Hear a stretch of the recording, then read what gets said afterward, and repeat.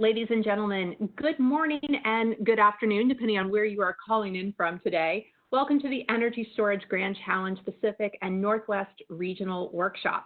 We are so pleased to have all of you here with us today. I'm Meredith Brasselman with ICF Next, and our team will be guiding you through the workshop today. So a few housekeeping items as we get started here. First, this WebEx is being recorded and may be posted to the Department of Energy's website or used internally. If you do not wish to have your voice recorded, please do not speak during the call. If you do not wish to have your image recorded, please turn off your camera or participate by phone. If you speak during the call or use a video connection, you are presumed consent to recording and use of your voice or image. If you have any technical questions today during the workshop, you may type them into the chat box and select Send to Host. We will be muting all of your lines, though, to minimize background noise. Now, about today's workshop. Pursuant to the Department of Energy Research and Innovation Act of 2018, the Department of Energy established the Research Technology Investment Committee, or RTIC, to identify potential cross-cutting opportunities in basic and applied science and technology. The Energy Storage Grand Challenge is managed by this committee. Today, you'll hear from Alejandro Moreno of the Office of Energy Efficiency and Renewable Energy, Judd Burden of the Pacific Northwest National Laboratory, Ann Rendall of Washington Utility and Transportation Commission, and two outstanding panels about energy storage, goals for 2030, and enhancements to regional operations and flexibility. And we'll wrap up today with Michael Furz of the Washington State Department of Commerce. We also want to give a very special thanks to the team at Pacific Northwest National Laboratory, who have been wonderful partners in bringing this workshop to life and helping us transition to a virtual format. So to get us started today, I'd like to welcome Alejandro Moreno of the Office of Energy Efficiency and Renewable Energy for a short overview of the Energy Storage Grand Challenge. Alejandro? Thanks, Meredith. Hopefully you can all hear me. And thanks, first of all, to all of our pretty astounding lineup of panelists that we have here for you today. Looking forward to hearing the discussion very much. This is the second of 3 regional workshops that we've had related to the Energy Storage Grand Challenge, as Meredith said, focused specifically on the Pacific Northwest writ large. But obviously many of the issues, all of the issues that we should be hearing today are relevant to the entire country in one way or another. And thank you to all of you for joining. Imagine many of you have heard one or more of the webinars. This is one of a pretty large series that we've been doing over the past month or so. But thank you for taking the time to join, particularly during these times where everybody's time is certainly under high demand. So I'm going to give just a quick overview of the Energy Storage Grand Challenge to set the context. Again, I'm assuming this is probably at this point old hat for a lot of people, but not for everybody. So bear with me. And the first, just the broad messages. What are we really trying to do? And the Energy Storage Grand Challenge, what it is essentially a coordinated, comprehensive DOE-wide strategy to address energy storage. And for those who know DOE, you know that traditionally our offices are segmented by technology type. And that makes a lot of sense when you're trying to, for example, reduce the cost or improve the efficiency of a wind turbine blade or a PV panel. But when you're dealing with a capability like storage that is embodied in many, many different types of technologies, the individual siloed technology approach doesn't always work. And so what the message that we have gotten very clearly from our management, and it's really, I think, the genesis of this entire effort is the DOE, in addition to storage and grid flexibility being really important, the DOE needs to be comprehensive and coordinated in our approach to it. And so what that means is we need to look at all different types of technologies, not just batteries and not even just bidirectional electrical storage. I run the water office, which does all our pump storage, hydro research, for example, but also look at other technologies that provide a lot of the same services, whether it's increased flexibility in generation or in loads. Also chemical and thermal storage, which play a role outside of the grid, but also in mobility and in industrial use, but also can play a role in the grid. It involves coordination across many different offices within DOE. I won't name all of them, but you see them on the slide here. Again, for those who know DOE, that coordination isn't always taken for granted. It's easier said than done, but I will say that from what I've seen over the last 9 months or so of this initiative is really remarkable coordination and cooperation between all the different offices here. And then lastly, a coordination and a really broad encompassing of the different functions that DOE has. Of course, the basic R&D, basic science and applied R&D is DOE's bread and butter. We continue to do that. That continues to be a big, the single biggest part of what we're doing on in the Storage Grand Challenge and all of our work. But recognizing that we have capabilities that go far beyond that, and that they include everything you see here on sort of in that bottom pipeline, and it goes all the way from basic science all the way through analysis and valuation and commercialization. And it's important that we don't miss any of those elements. If ultimately the objective of the Storage Grand Challenge in DOE is to help drive U.S. leadership in energy storage by 2030, which is what we're trying to do, we need to be effective in each of those areas in the development pipeline where it's our appropriate DOE role. And so what does that mean for the Storage Challenge and our strategy? Well, we've got 5 effective tracks, and you can see that each of them has their space in that pipeline or their place. And the first is the technology development track. You may have gone to the workshop earlier this week talking about use cases, or last week I should say, where Eric Shea from the Office of Electricity has come up with 6 sort of families of use cases that we're looking to evaluate different technologies by. And so the approach the DOE's taking isn't to say, okay, we're going to prioritize one technology or another, but what we're really going to try to understand is how do one technology or multiple technologies come together to achieve a particular purpose. And some of those big tent purposes that we're looking at are facilitating an evolving grid, particularly with the integration of variable renewable energy, serving remote communities. This is certainly relevant to a number of the panelists we'll have today. Electrified mobility, of course, that's one of the primary uses of storage to date, and looking at some of the intersection between mobility and the power system. Interdependent networks, particularly water networks, gas networks, again, mobility networks with the power system. How can storage provide value there? Also for critical services like defense infrastructure, for example. And then lastly, how can storage help at an individual facility level rather than a power system-wide level, improve efficiency, improve flexibility, improve resilience. So that's the technology development side. On the manufacturing and supply chain, of course, this is absolutely essential as well. You can have the best technology in the world, but if the supply chain is vulnerable, it's not going to do you a whole lot of good. If you didn't think that before, hopefully these last couple months have shown unique vulnerabilities in the supply chain maybe we hadn't thought about. In addition, we are looking at end of life and recycling issues, and of course, making sure that innovation in manufacturing is driven by the U.S. We think that's the best way to keep manufacturing jobs in the U.S. Technology transition takes the perspective of the investor, making sure that market data is available, helping work with financial institutions to think of new financing products, and also looking at demonstration plants projects that can help create the validated data that investors need to invest in particular technologies. Policy and valuation track, I'm personally leading this one. This is really acknowledging that a lot of the decisions that will determine the future of storage are going to be made by individuals and organizations who don't have a vested interest in a particular technology or project, often system planners, regulators, policymakers, and they need the best information about technologies and the impact of different policy and regulatory choices that they can. DOE's job is not to recommend specific policies or determine policy, of course, but we do think it's a key part of our mandates to inform policy and make sure policymakers and regulators have the best possible information to make the decisions that are right for them.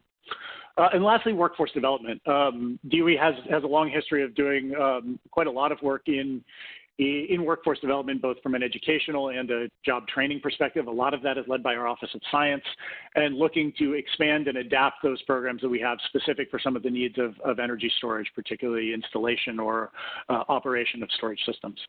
So that's probably the quickest overview of the entire program that we can give, and I only have 5 minutes. I've already gone over that. So I'll turn it back over. I just want to say I'm really excited for this conversation. I've been personally very involved in setting up this workshop and really interested. You heard those 6 individual case studies, but in particular thinking about how storage can help facilitate and sort of drive value across those case studies and unite some of those different case studies. We tend to think in terms of the grid or in terms of mobility, and what we're really seeing is there's a value proposition of storage, of bringing all of those together and thinking of the broad energy system as an integrated whole. And so really looking forward to hearing individuals talk about that and drawing some connections between some of your presentations. So thanks to everybody, and hope we have a great workshop. Thank you, Alejandro. Next up, we have Judd Burden he is the Associate Laboratory Director for Energy and Environment Directorate at Pacific Northwest National Lab. Judd is going to give us our welcome today, so I'll hand it over to you. Well, thank you, Meredith and Alejandro. It's my pleasure to welcome everyone to today's Energy Storage Grand Challenge webinar/workshop. As you can see from the agenda, we really have 2 outstanding panels today that will share their perspectives from across the Northwest and the Pacific region. We're all going to get to hear from representatives who will discuss energy storage opportunities from Alaska, Arizona, Hawaii, Oregon, and Washington State. Great collection. Collectively, they represent use cases for island communities, remote communities, rural communities, and urban communities. They represent states and regions that have renewable and clean electricity policies, strong EV adoption rates, and generation capacity that includes large amounts of hydroelectric power, wind, solar, as well as nuclear, natural gas, and coal. You'll see that many of the companies on the panels today have both a local presence and a global reach. We will hear perspectives from the government sector, the utility sector, the maritime sector, the software and data management sector, and the potential for energy storage in the aviation sector. It's a really diverse mix we're going to hear from today. I think we're going to learn a lot about the potential and value of energy storage relative to grid resiliency and flexibility, as well as energy storage applications for microgrids and renewable integration. Overall and collectively, I think both these panels will help us improve our understanding relative to the range of energy storage uses that will help DOE build out its long-term storage R&D strategy. And I would like to thank all our panelists in advance for taking the time to participate in the webinar and all those behind the scenes who worked so hard to put all of this together. So now it's my pleasure to introduce our keynote speaker. We are really fortunate to have Commissioner Ann Rendell from the Washington State Utilities and Transportation Commission with us today. Ann was appointed to serve as a commissioner by Washington State Governor Inslee in December of 2014. She currently serves as the chair of the Electricity Committee and a member of the Critical Infrastructure Committee for the National Association of Regulatory Commissioners, NARUC, and serves on the NARUC Board of Directors.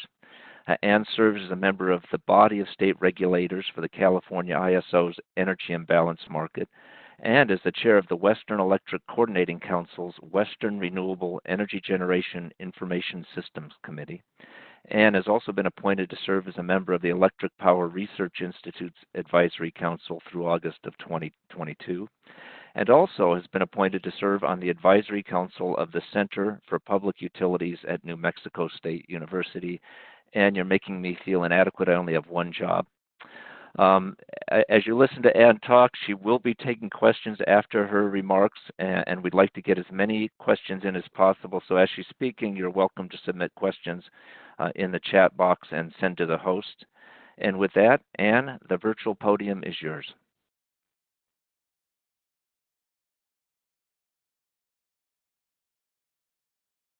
Record that my comments are my own and don't represent the position of the Washington Utilities and Transportation Commission, the staff, or my fellow commissioners. Washington State, like several other states in the West and across the U.S., has recently adopted clean energy legislation that requires utilities in the state to provide 100% of electricity serving retail customers as clean or non-emitting by the year 2045. I'll briefly walk through the key elements of the legislation, which is known as the Clean Energy Transformation Act, or CETA, and then discuss how clean energy how energy storage fits into the state's energy policies. I'll also discuss the advances in storage technology that likely will be necessary to meet our state goals. And finally, the tools that the Department of Energy can provide to utilities and state commissions to help determine the value of storage technologies as a function of both costs and benefits, and which technologies will best fit a utility's resource needs.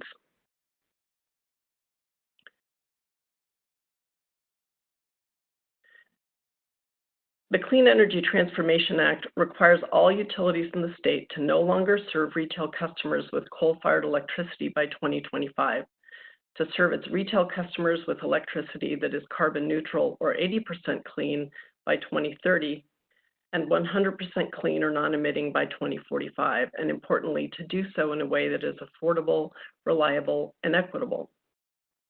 The law allows utilities to comply with the clean energy standards through a 2% annual incremental cost calculation, and allows utilities to seek a temporary exemption from compliance if they can demonstrate reliability issues. CETA also requires utilities to demonstrate that all customers are benefiting from the transition to clean energy, including equitably distributing energy and non-energy benefits, reducing burdens to vulnerable populations and highly impacted communities, ensuring long-term and short-term public health and environmental benefits, reducing costs and risks, and ensuring energy security and resiliency. So it's a tall order with many new aspects for the Commission and utilities to consider. All utilities in Washington are required to plan for meeting the 2030 and 2045 standards through long-term integrated resource planning, which includes 10-year clean energy action plans and clean energy implementation plans filed every 4 years based on the resource needs determined in the utility's IRP, with specific targets and interim targets to meet the 2030 and 2045 standards. The new law does specifically identify energy storage as a resource in meeting the new standards. It includes storage in the definition of distributed energy resources, which is described as non-emitting electric generation or a renewable resource or program.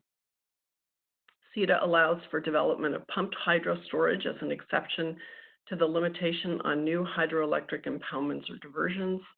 And when making investments to meet the clean energy standards, the law requires utilities to prioritize investments in least cost and cost-effective renewable energy and energy storage resources. The bill also modifies requirements in the IRP statutes to require an analysis of methods, technologies, or facilities for integrating renewables, specifically requiring utilities to consider pump storage and battery storage for this purpose.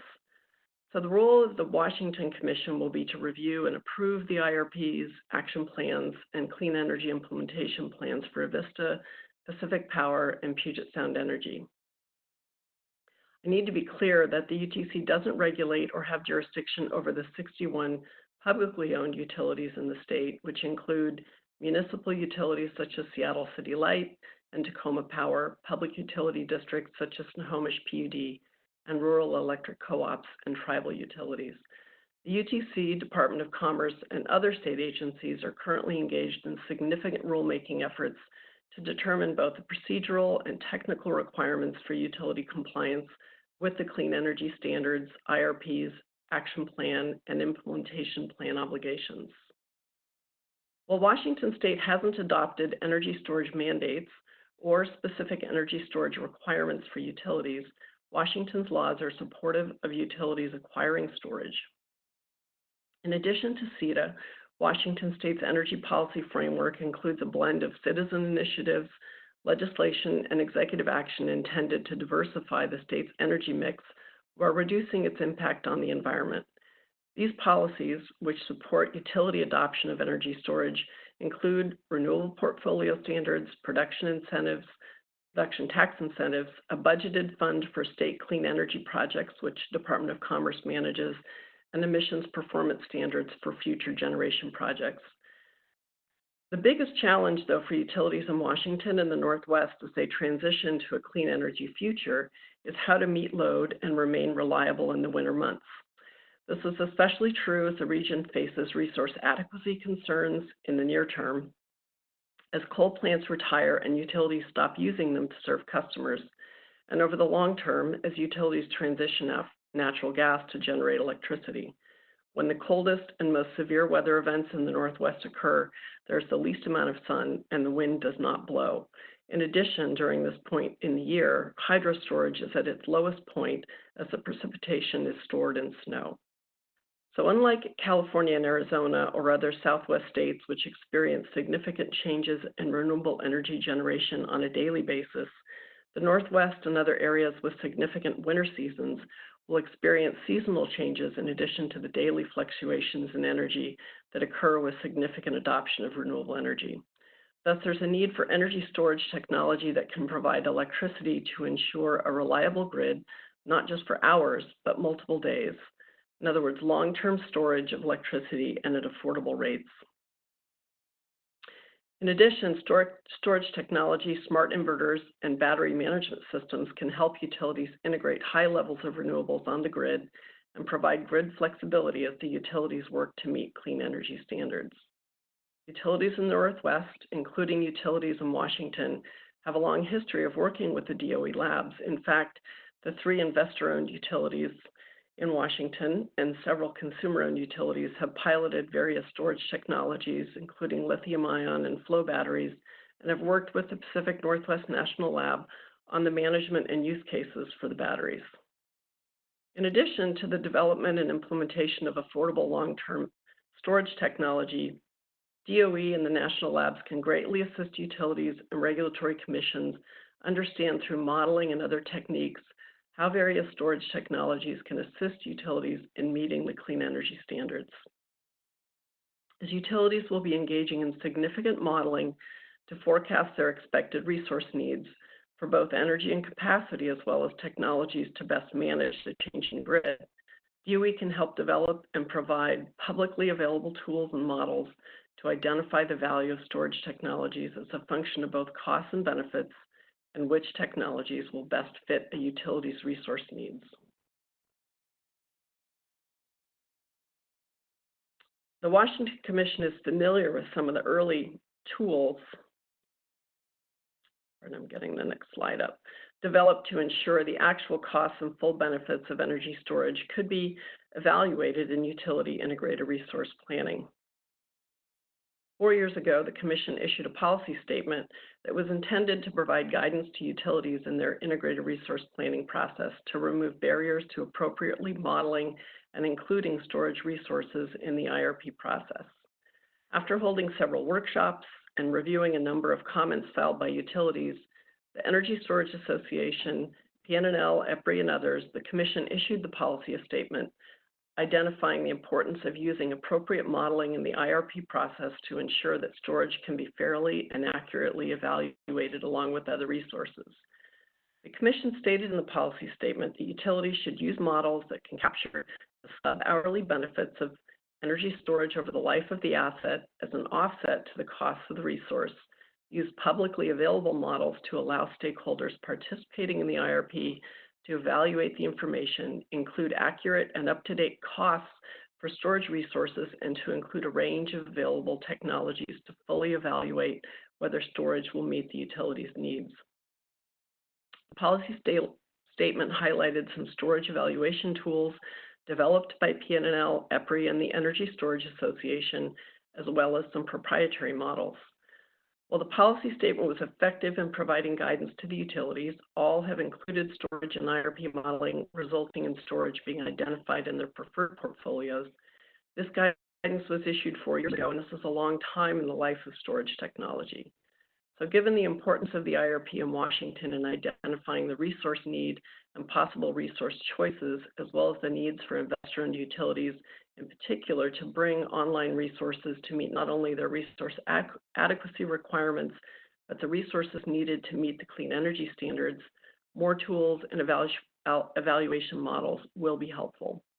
So in closing, there's much for DOE to consider in its Energy Storage Grand Challenge, but significant contributions to developing and testing long-term energy storage resources and models and tools for utilities to evaluate the value of various storage resources, including the costs, benefits, locational, and temporal uses of different storage technologies, is key to successfully achieving Washington's and other states' clean energy goals.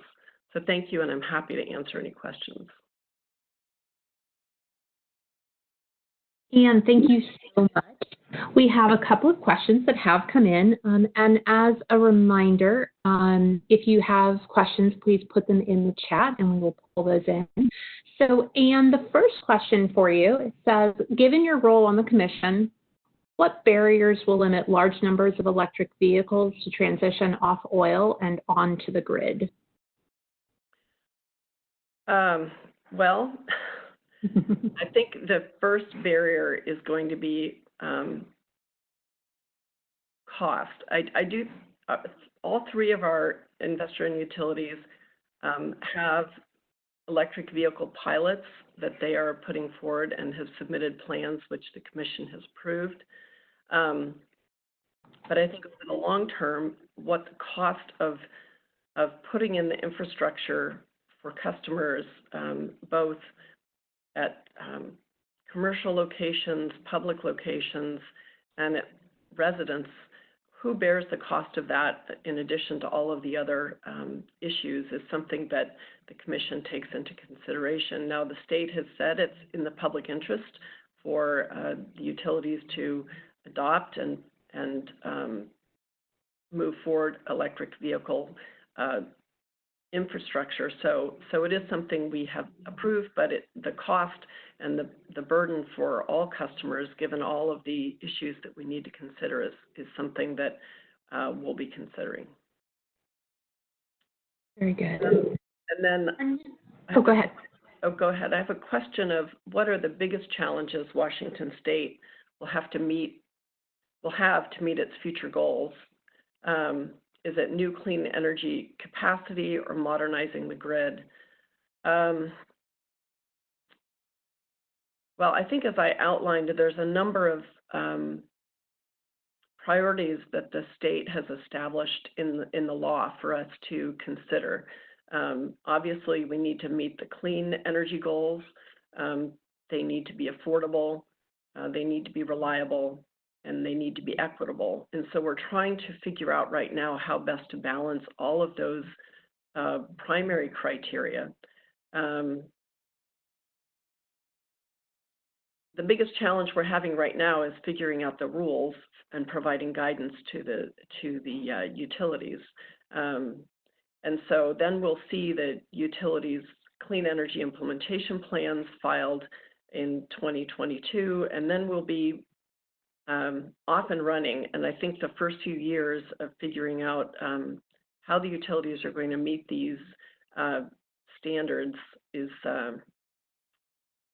it's both generation capacity and the grid, because the utilities we regulate have investments in coal and have investments in natural gas. So as we move forward, those will be some of the biggest issues. Okay.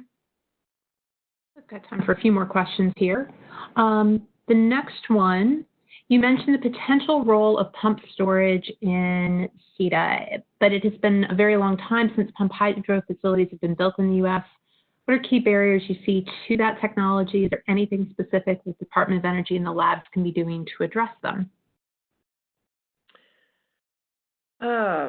So pump storage has been around for a long time, but new pump storage, there are several pump storage projects in the Northwest that are currently in the permitting process. There's one in Montana. There's two along the Columbia River. And so because they're relatively new and we're not sure when they're going to come online, I think as much as DOE can provide support on the technology to show the utilities what the actual capacity to work with those that are promoting these to make sure that they can be permitted, that they can come online, that the utilities are familiar with how to integrate that with their current systems and make sure that the transmission is sufficient. I think the transmission might be a barrier, although most of these facilities are located very near major transmission lines. Okay. The next question, speak to your perspective on enabling ratepayer engagement in the energy system as we move to a cleaner system.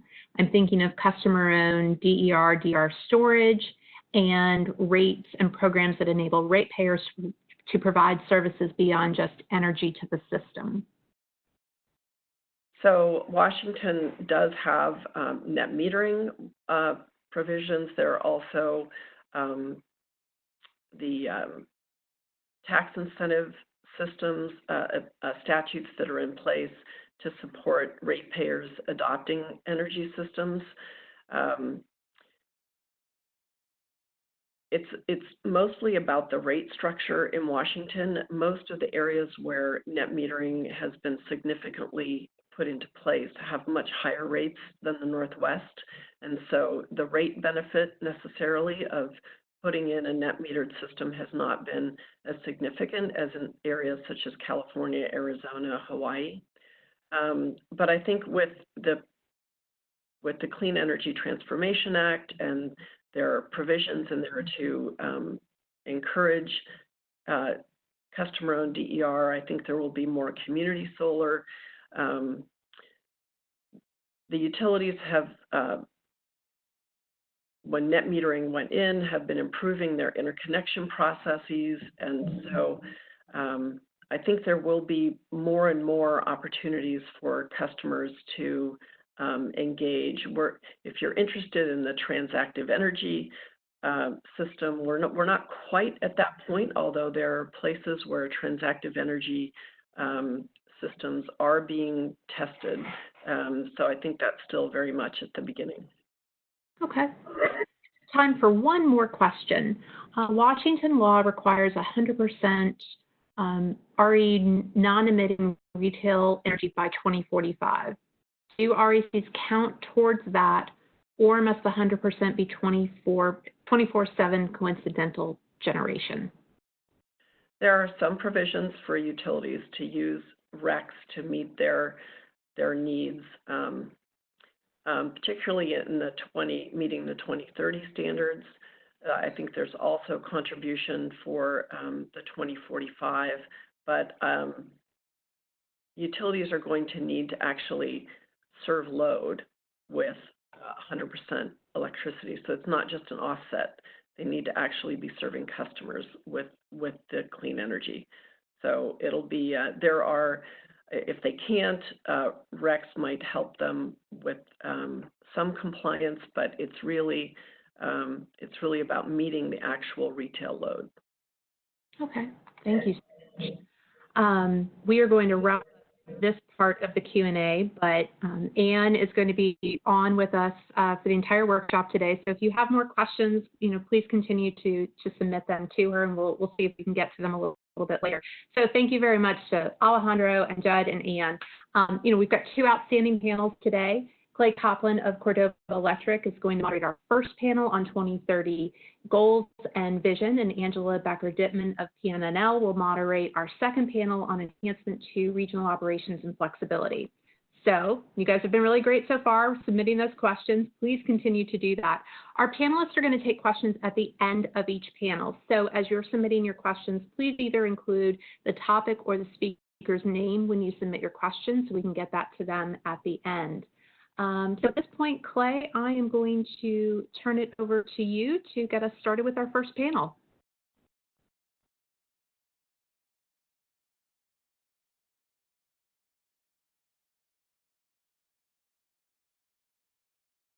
To get kind of an operational view of energy storage goals and vision. Alejandro kind of lightly touched on the potential for energy storage to provide multiple value streams. And as he's given his presentation, I think it'd be interesting to see if that stacked values conversation surfaces during the course of these two panels. But this panel is going to consider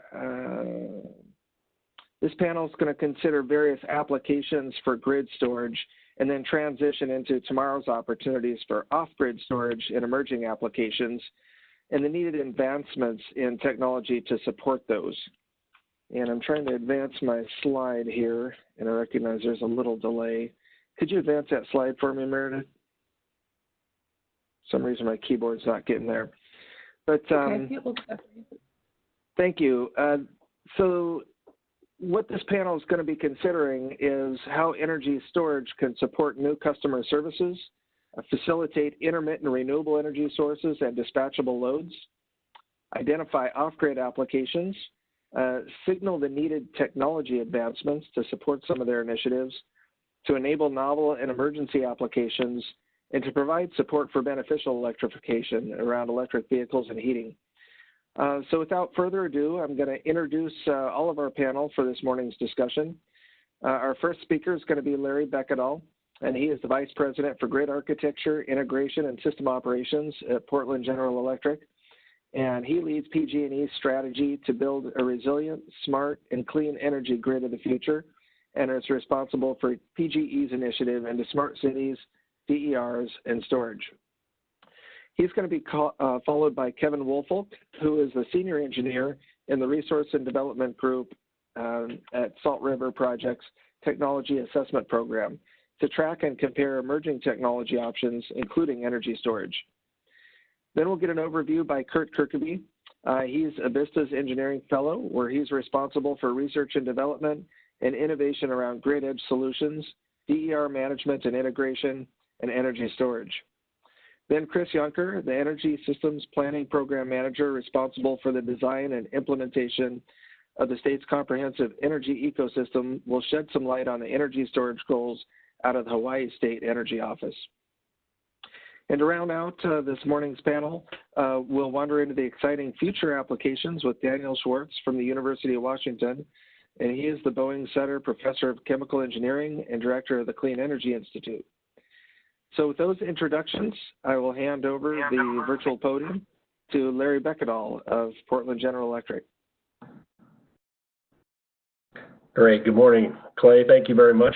Good to be here with everyone in our COVID office, my home here in Portland, and appreciate the opportunity here to speak on storage and the advancements that we as utilities are making and what we see coming into the future here. So it's a really exciting time. And even though we are battling with the pandemic, I can't say enough about how we are transitioning and changing a industry, and storage is a really, really big piece of that. And I think it starts with, as I list here, that resiliency meets flexibility here in the system. And why is that? Well, decarbonization is a driver for us. Our customers really want decarbonization.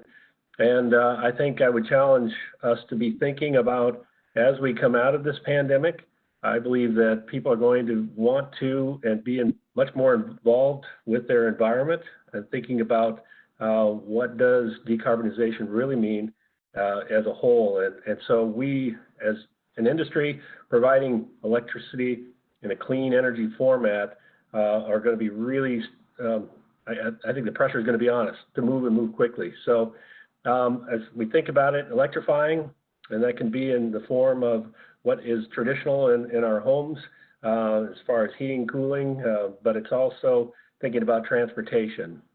And so we've had huge movements here, and if energy, supposedly by this 2050 timeframe, is going to be 50% from electrical energy, we have a huge challenge on our hands to meet that, where we're in an environment today where it's half of that. And so how are we going to meet those needs? And I think as I, characterize batteries and think about storage, we started back in 2009 timeframe. Actually, I was with Bonneville at the time, and the Smart Grid Initiative was taking place, and it was all part of the American Recovery and Reinvestment Act. And that's thinking back to our last recession that we went through, and we were coming out of that. And so Portland General Electric had a smart battery that was put down in Salem, and it was our experience to jump in and see, what does this device do? How can it help the grid? How do we think about it? There were 14 different use cases that came from that. And I might, I guess I'll put a little pitch in here to say that as we're coming out of this particular recession, if I can, push our thoughts towards how can we as an industry change? I would encourage DOE to be thinking about, again, how do we upgrade the investments that infrastructure that exists today that we need to build upon here. And so much like the RRA funds, we should think hard about what we can do in terms of storage and transportation electrification. But those 14 different use cases drove us to think about, can we defer investments? Deferring investments might be in generation, they could be in transmission, they could be in distribution. And so some would call it non-wire solutions, but batteries become a new device for us and has multiple applications across the entire grid, and figuring out where is the best use, the technology, the types, and how they will be operated on a daily basis is going to be really important. And so it does fit into an IRP, but I would challenge us to think about the DRP, the Distribution Resource Plan as well. And what is it that we not only can create flexible loads that offset the flexible generation that's going on, that we can continue to balance, operate the system in a reliable way. And without doing that, we are not going to get to the last mile, this 100% clean and green that Commissioner Rendell was talking about for the state of Washington, but every state is faced with that, and I know Oregon is no different. We did have legislation passed in Oregon here a couple of years ago that called for, I'll call it the demonstration project, but to put 1% of your peak energy into the form of storage.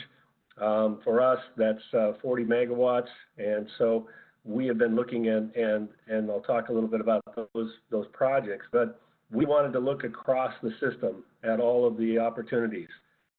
And if I leave you with any note here, it is on this flexibility. And how do we create feeders, distribution feeders with flexibility? And we're putting together metrics as we think about it that are associated with how much, if I'm a system operator, how much can I move and change load in the distribution system? How much can I operate batteries in that space and be able to do that in a real-time fashion? That is the world that we're going to have to move to if we're going to get to this 100% green. So if I try and attempt to move the screen here, the projects that we're looking at in the 2030, we are doing currently in the generation. We took Wheat Ridge, which is solar, wind, and battery all together, the first of its kind. It's under construction. We finished this fall. Again, gives us a real opportunity to see how in this northwest environment, as Commissioner Rendell was talking about, what does that look like and how we operate here in the Northwest with those three features in one site. We're also moving ahead with substation, so we can, again, experience at that level the various options and the flexibility of batteries in that location, mid-feeder, which could be on a customer's premise as well as in public right-of-way. But again, moving ahead with mid-feeder type applications. Microgrids are, I would say, probably one of the most popular. We just finished with the Beaverton City with their Emergency Operations Center. They wanted to see resiliency. And so microgrids are becoming very popular as communities think about resiliency and how do they operate.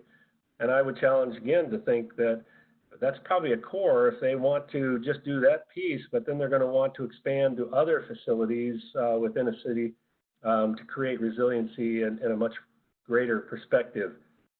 We're also looking at residential. We've got 500 homes that we're targeting in our smart grid test beds that will, again, try to act with residential storage, and how does that then aggregate and how do you operate that? And then finally, in the transportation electrification, I list the fast charging stations. If we're going to get to larger fleets and or trucks with high charging capacity, batteries are going to have to be a part of that. They will have to be a buffer to the system. Otherwise, we're going to have to build much larger facilities just for a normal distribution feeder to be able to handle a truck that is being charged on its system. So we're working with Daimler and other partners here locally, and involved with EPRI and others on the national level to drive what does a battery look like in this storage charging station application. So a lot of change here. I want to also commend Judd, the PNNL folks. I'm looking forward to seeing the storage labs here in Central Washington. I think that's going to be a great asset for all of us here in the Northwest to be able to experiment more with batteries in all of these locations. So I'll stop there, and I know we've got other panelists that will go in deep as well, but thank you for the opportunity to talk about a passion that I think all of us have now in the utility industry.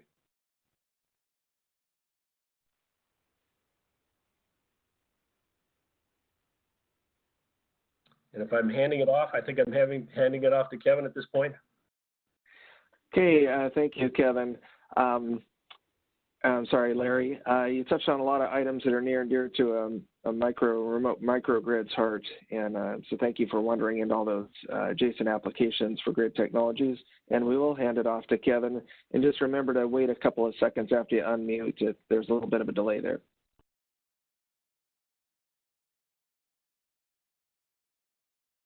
All right. Can everyone, I think I'm ready to go then. We can hear you. So thanks for having me. Okay, great. So I just want to spend a little time on kind of how storage is fitting into SRP's long-term plan into the 2030. And so beyond our current, we've already invested in kind of two small pilot scale lithium-ion projects, one being a solar charged and one being just a grid charged. And those together are the 20 megawatt, 84 hours each for 80 megawatt hours. But beyond that, we're already looking ahead on how this can play an important role for us. And so we've got another standalone grid charge battery, a Tesla Megapack, slated to be online in May of 2021. It'll be 25 megawatts, 4 hours. And I should note that that will be kind of a different battery for us because our previous two are under power purchase agreements, and they don't really allow for a lot of flexibility to use the batteries outside kind of its specific operating parameters. And so for those, they were really procured for capacity resources, the 4 hours to be kind of a peak resource. But this Tesla battery will really be a battery that we can use for other operational modes and test it for all those ancillary benefits and potentially see what those revenue stacks and how well it operates. So that, just want to note that that'll be a really kind of a first for us. And then the next two projects that we've procured after that, the two we've listed here, Sonoran Energy Center, it's a pretty large solar plus battery, and then the Story Energy Center, which is another 88 megawatt solar plus a 88 megawatt battery with a 3 hour. Those came out of a actually effort for an all source RFP that we wanted to test the market to see if we could get battery storage that would compete against traditional peaking resources, combustion turbines. And so these projects are kind of an outcome of that they really were economic for us to procure instead of going out, and they will be kind of a peaking resource. That's why you can see the long duration. And again, they're power purchase agreements, so they're going to be intended to just kind of take the energy. So that's kind of our upcoming storage in our plan, but really, how does it fit in and why are we doing it? I mean, we have a 2035 kind of sustainability goal of 62% reduction in carbon kind of pounds per megawatt hour by the 2005 levels. So we really do see a need for storage if we're going to keep integrating lots of renewables. And so that's one of the biggest benefits is it's going to allow for us to increase solar penetration or wind and increase renewables. And we really do think that's the only way we're going to get to those carbon goals is more adoption of type kind of storage. And as I mentioned before, we really do think it can be in some situations if you run it through your kind of production cost model, and if you're displacing some traditional, more expensive resources, it can be cost effective against kind of natural gas. And so those are some of the benefits I wanted to highlight. And then for the challenges, though, as we do see an increasing penetration, we see kind of a diminishing capacity contribution. So as we add more and more storage onto the system, we don't see that probably the 4 hours is going to give us that 90 to 100% capacity contribution.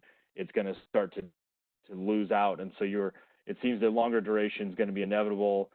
You're probably going to need 6, 8 hours, maybe even possibly 10 to get kind of a full capacity contribution. And so that's a big challenge, because I think at what cost does that come? I mean, right now there might be those 10-hour batteries available, but it's pretty expensive. And then the last one for us, the challenge being in the Arizona desert, and something that we're going to keep our eye on with those first early pilot projects, is what's the reliability of storage, lithium ion, any type of kind of battery storage in the hot desert Southwest, and what's its useful life? I mean, we hear a lot about storage coming with a 10-year warranty, and if you use it 300 cycles, it'll retain something like 70% of its nameplate capacity. But so as a resource planner, how do I put in the plan? Is it a 10-year resource? Do I augment? I mean, it's just a challenge to really put this up against traditional resources and know how long it's going to last for us. So, and with that, I think that's all I've got. Okay, thank you, Kevin. Well, with that, we'll hand it over to Kurt Kirkeby with Avista. Hello. Well, I'm happy to be here and share in this very important endeavor in this workshop. You know, at Avista Utilities, we believe that and have practiced with energy storage a lot, because it is the only way that we can meet the objectives, which for us are carbon neutral by 2027, so a little more aggressive than the state, and carbon free by 2045. So that really comes down to storage of whatever type being available across the entire system, and being whatever technology it needs to be. So, you know, we're big on not picking winners and losers in technology, but instead trying each one and determining what its value is and where it should be placed. So what have we done to date? Well, we practiced, if you will, with a utility scale flow battery that was down by Schweitzer Engineering Laboratories, and it was available to do ride-through for their manufacturing. It was also available to do resiliency for the feeder itself that it was connected to. It actually was connected to two, so it could support either one of them depending on which it was connected to. And the big thing there is, with all of storage, is about the valuation. So, you know, as we think about energy storage, it's difficult in that, is it a generator? Is it a load? Well, of course, it's both. And so it's hard to categorize its value, because we're trying to really fit it into a wholesale valuation versus a distribution valuation. And we have to translate those values at the distribution side of things into the equation. And so that substation I would call it a substation feeder level, because of the size that was at Schweitzer, really highlighted what value streams we might be able to get out of that battery, and whether we could leverage multiple value streams at the same time. And that being said, that was successful. However, the technology that we tried didn't sustain, and we had to actually remove that particular energy storage system. So we've since moved into what I think is a very essential part of this. So as we think about energy storage, it's not just us, the utility. And if we think about carbon neutral and carbon free, it's not just us, the utility. It's us with our customers. And our customers want to participate. They actually want to participate in a way, though, that's economic. Are they willing to pay a bunch extra to participate? Probably not. So it's our obligation then to make that participation viable, and to do it in a way that it doesn't put economic stress and high capital intensity on them from the outset. So we're working on an eco-district in Spokane, Washington, which is a highly capable energy hub. So So this hub serves buildings. It's intended to serve 4 buildings, potentially as many as 11, all of them about 150 to 200,000 square feet. And the idea behind this hub is that it's highly efficient. The systems are paralleled so that they have operations that are executing for highest efficiency at that particular instant and that particular circumstance. And coupled then with buildings that have been made highly efficient and using things like cross-laminated timber. Now, what's really cool about this is that we, as the utility, we're going to build a substation on the property that this has been developed on, and it's almost open, almost complete. And instead, so think about that, we're adding up to 11 buildings, 200,000 square feet each, and we are not going to increase the substation size, and we are not going to increase the number of feeders. So we are doing this basically net energy zero and net carbon zero. And storage, both energy and thermal, in addition to solar and other potential sources of generation, will allow us to do that. And so so that's not so simple to do with respect to normal utility rate structures. But we were able to stay within the current rate structures and just tweak them a bit and give opportunity in this particular sense so that excess generation can actually be put on the market. And there is a net, so there's not a penalty for retail price versus cost of acquisition price for the energy itself. So this particular model, if we can deploy that throughout our system, we can actually get better utilization of our assets, which our customers have already invested in. So when we think about that, there's a lot of money that's been spent to put infrastructure in, which represents about 65% of rates anyway. And if we can leverage that to a greater degree and get to carbon free, that's pretty cool. So then, we also are exploring centralized energy storage that would be co-located with wind and solar. And there's quite a bit of activity, as you may be aware, in Washington State. There's, I think, as much as 800 to 1,000 megawatts of solar and wind that are being developed or have been put into the queue for transmission. And so there is quite a lot of interest in putting renewables in the middle of the state. So centralized storage with those facilities is highly valuable.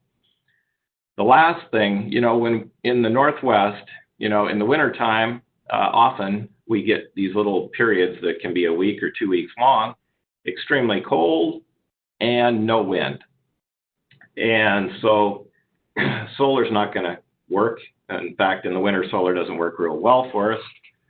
And wind, if there is none, doesn't work. So we have some long duration needs that are pretty substantial. And it's really an 8 to 12 day need, with 12 being the worst case.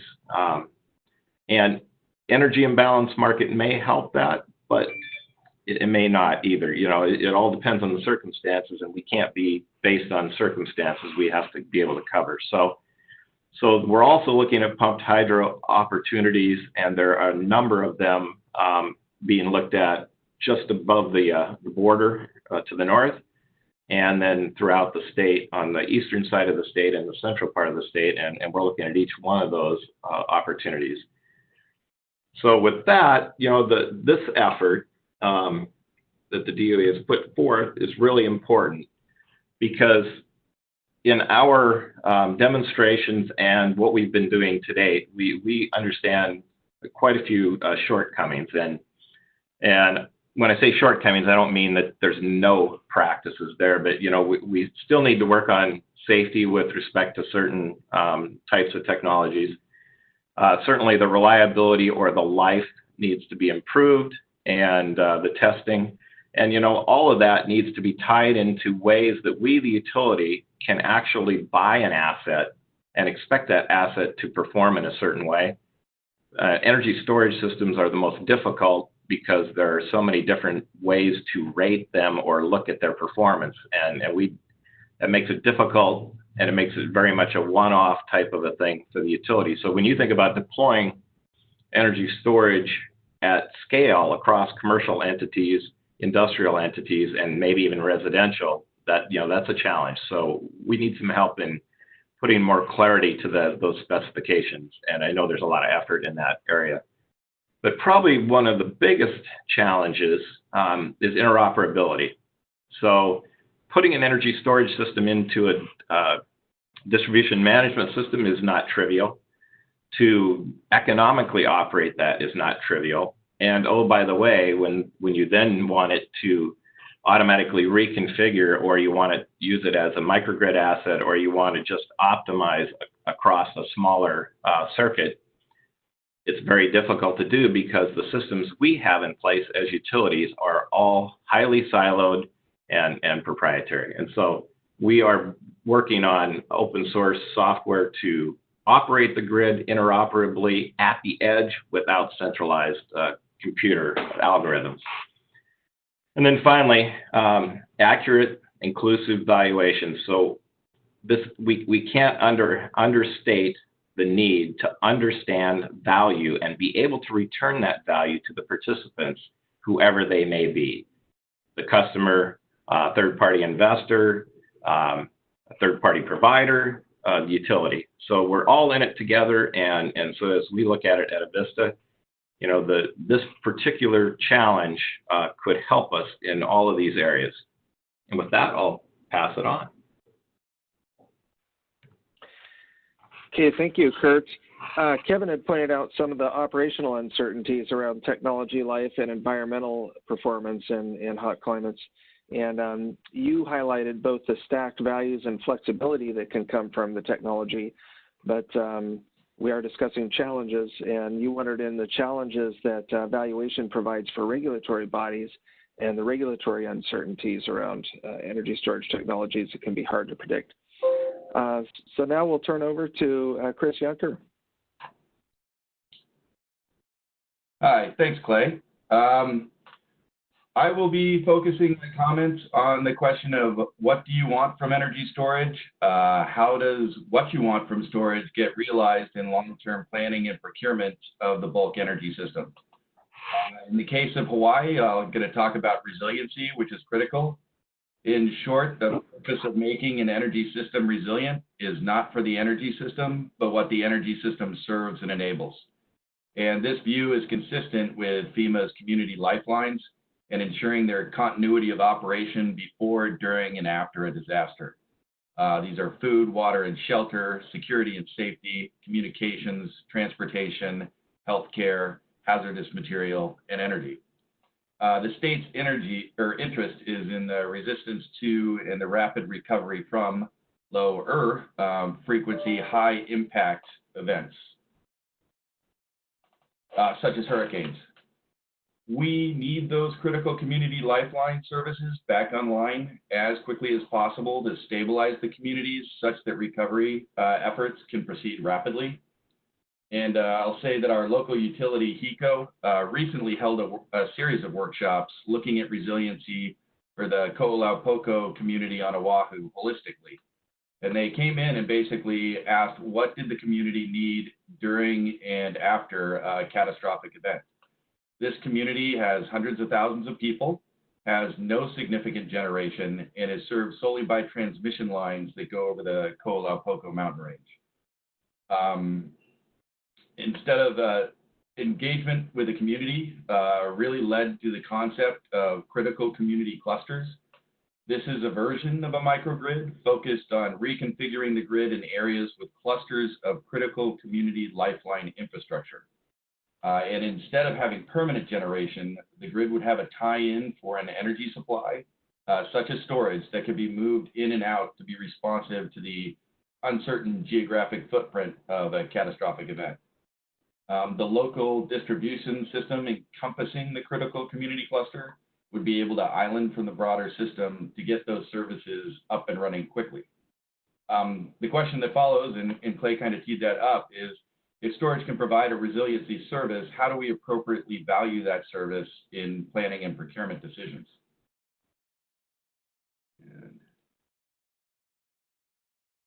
Here we go.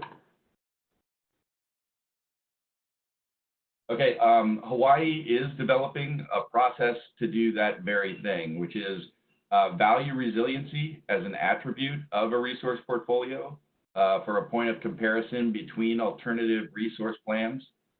This is an integrated grid plan, so it's looking at both the system level and distribution level. And then it's integrating the procurement process within the resource planning or integrated grid planning effort, as opposed to preceding the adoption of a plan. The result is that the assessment of resiliency and the benefits storage can provide is integrated into the procurement decision on a portfolio basis. So there are some fundamental tasks that need to be addressed to do this, some of which fall outside the typical role of utilities and regulators. And that primary thing is to identify the critical community lifeline infrastructure, or those critical customers, to be assessed for resiliency. Resiliency has a cost, so there needs to be a justification as to why costs ultimately absorbed by ratepayers or a subset of customers is warranted. In this case, the fundamental reason is that these investments will advance the public good for everyone in response to a disaster. So the chart on the upper right corner is a depiction of that assessment. There needs to be a collective understanding as to what the critical community lifeline infrastructure is and what is their need for energy, what is their capability of self-supplying energy in the event of a disaster. The lower left corner then represents a means of quantifying the resiliency benefits or measuring it for a given portfolio relative to other portfolios. So the metrics need to be developed to, for example, quantify how long customers can self-supply power and how quickly customers will regain services from the grid to create that metric for measurement. Those metrics need to be measured under multiple scenarios, such as category 2 or 4 hurricanes, wildfires, flooding, whatever is relevant to your jurisdiction. And that changes for Hawaii by island. And then the lower right corner then represents the incorporation of the resiliency metrics into the overall assessment of resource portfolios. Resiliency can be incorporated along with affordability, environmental, and other regional policy goals. And I think that as we talked about the value stack of energy storage, it's important to note that storage often plays a role in achieving all of those other goals. So doing that complete holistic look and integrating resiliency and kind of assessment into the portfolio, it allows for a more complete accounting of the value of storage. And with that, I will turn it back to Clay.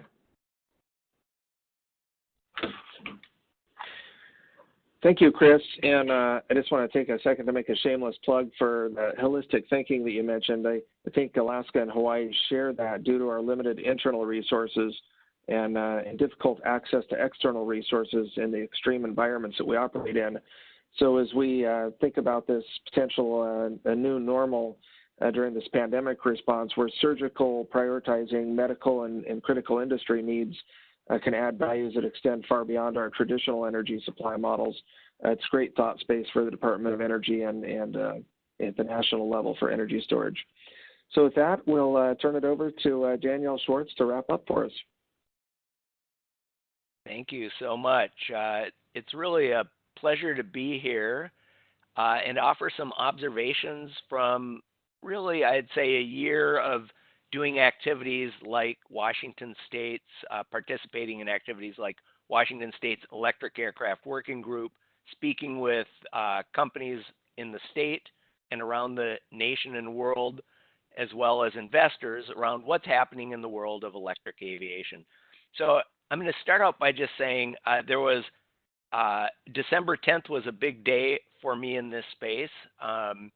I was sitting in at a Department of Energy and NASA research needs workshop for electric aviation and watching the live stream of the world's first fully electric commercial aircraft flying in Vancouver using an electric propulsion system and energy storage designed by and built by Magniex, a local Puget Sound area company in Redmond, Washington. And so both of these events were about 5 months ago or so. And in the course of both the DOE workshop and others, I think that there's an emerging idea that there are sort of 5 distinct aviation energy storage segments, and we can't sort of mix them together. There's things like drone cargo, which is like Amazon's package delivery system. That's an electric vertical takeoff and landing cargo unmanned activity. The next 2 categories are ones that are getting lots of investor interest and really have a lot of activity, like the commercial flight that took place. That's the air taxi area. Think of Uber Elevate if you've seen it, the vertical takeoff and landing, 4 to 6 passenger, short haul vehicles, and then light haul commuter aircraft like the one from Harbor Air up in Vancouver, which is an electric conventional takeoff and landing, and by FAA rules would be under 19 passenger for a certain category of certification. Longer range, regional and airliners, the thinking currently is for the foreseeable future, those will be at best hybrid conventional aircraft with 60 passengers up to 200 passengers. But that's a long way off. The real action, I think, for the community is largely in that intermediate set of air taxi, vertical takeoff and landing, and conventional takeoff and landing light haul.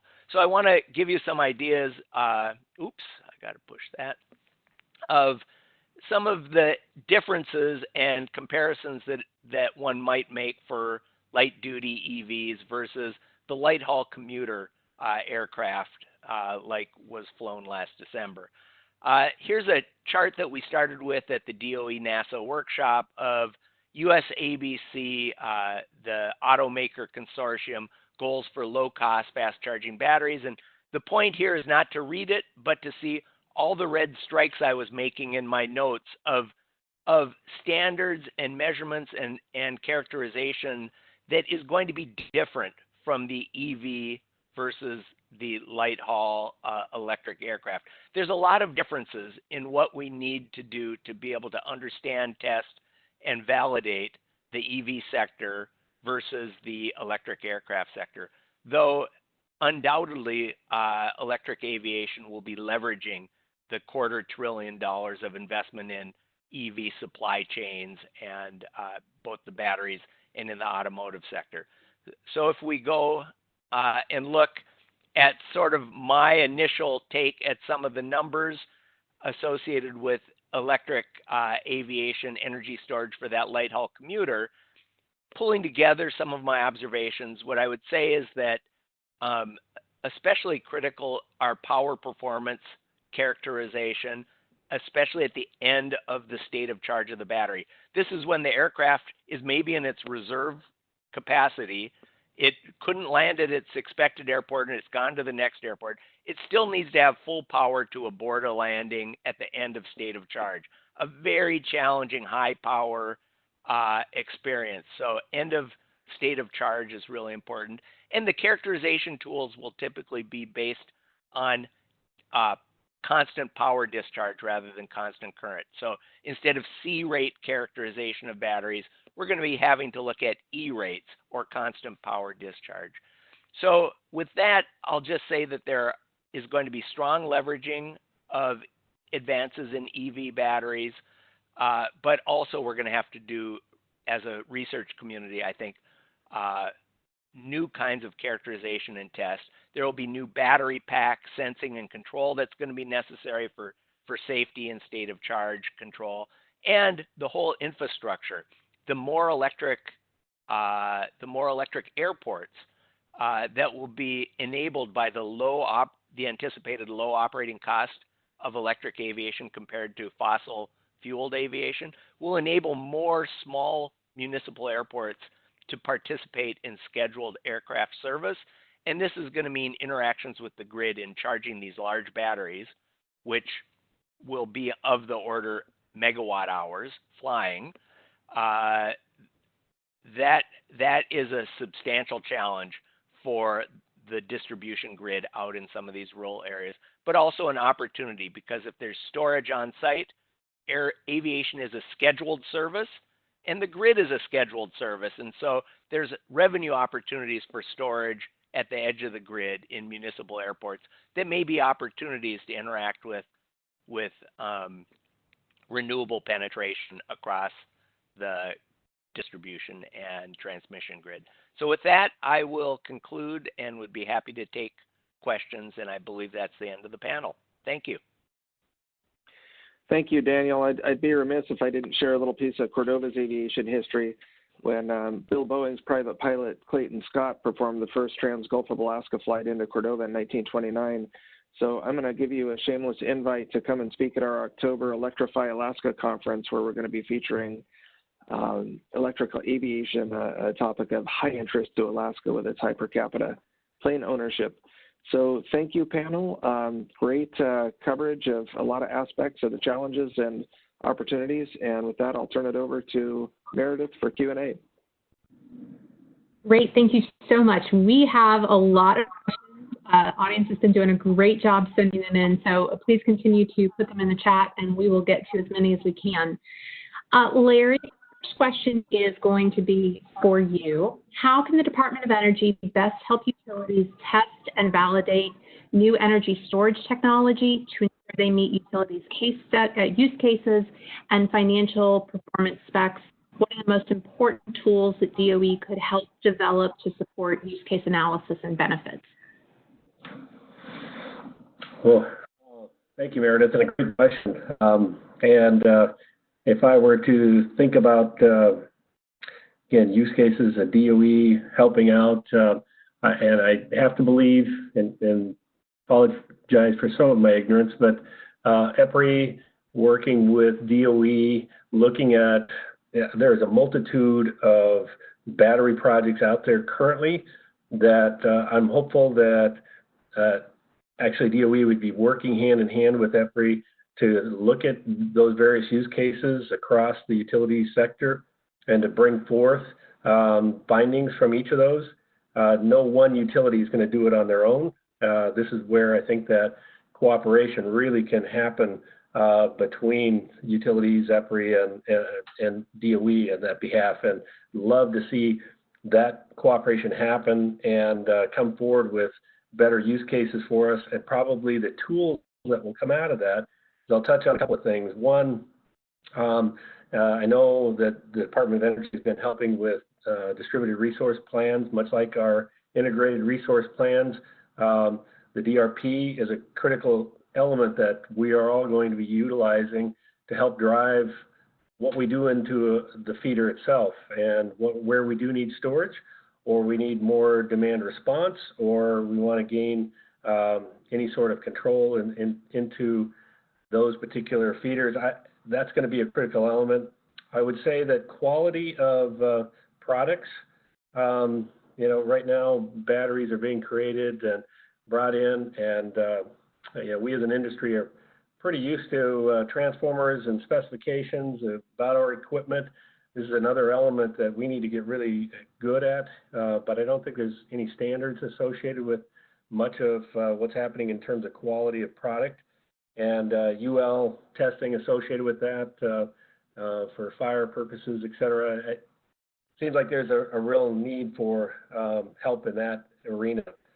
The last one, just as our last panelist, Daniel, spoke to, I'm just going to say electrification of transportation, whether that's the flight side, but I would say huge needs. The impacts are going to be great for all of us across the nation in terms of transportation, and that's a storage device as a vehicle, as well as a energy user in terms of the impacts to the grid.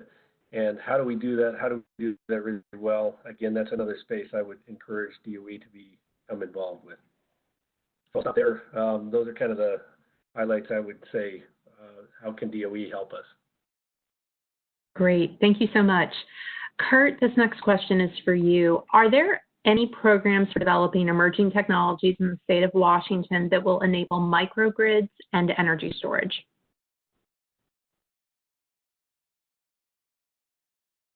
Yeah, so that's a really good question, and there's a lot of different answers to that. When we talk about programs, well, The Clean Energy Fund in Washington State, administered by the Department of Commerce, has been extremely valuable in allowing us to demonstrate technologies, try technologies, work with partners, and of course that in conjunction with Department of Energy projects, which we also use, and then sometimes they're coincidental.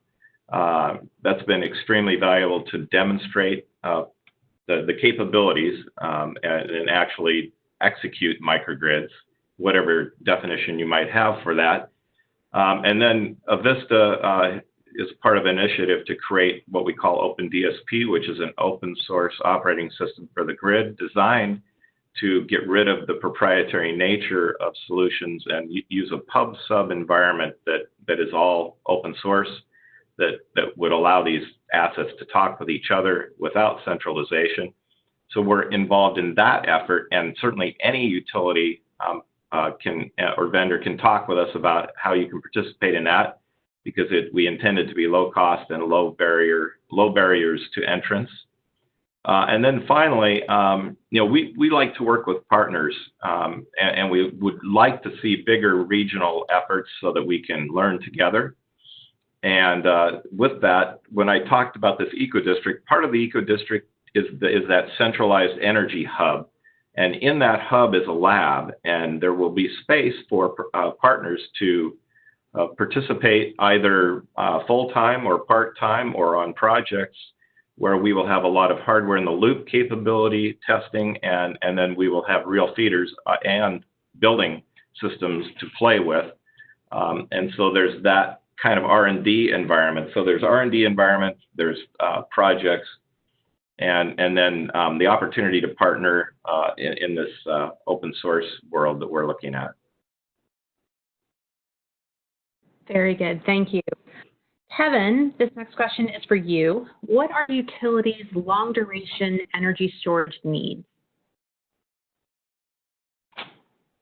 Yeah, so far, I mean, we've really seen that the 4-hour duration is kind of meeting our need, and it speaks to kind of our peak. We're a heavy summer peaking utility, and with a little over 7,000 megawatts of peak, and it's really over kind of that 5 to 9 p.m. time frame when people come home. But as we do push peaks out or flatten the curve by adding more storage or more renewables, I think we see the need's going to be probably that 10-hour.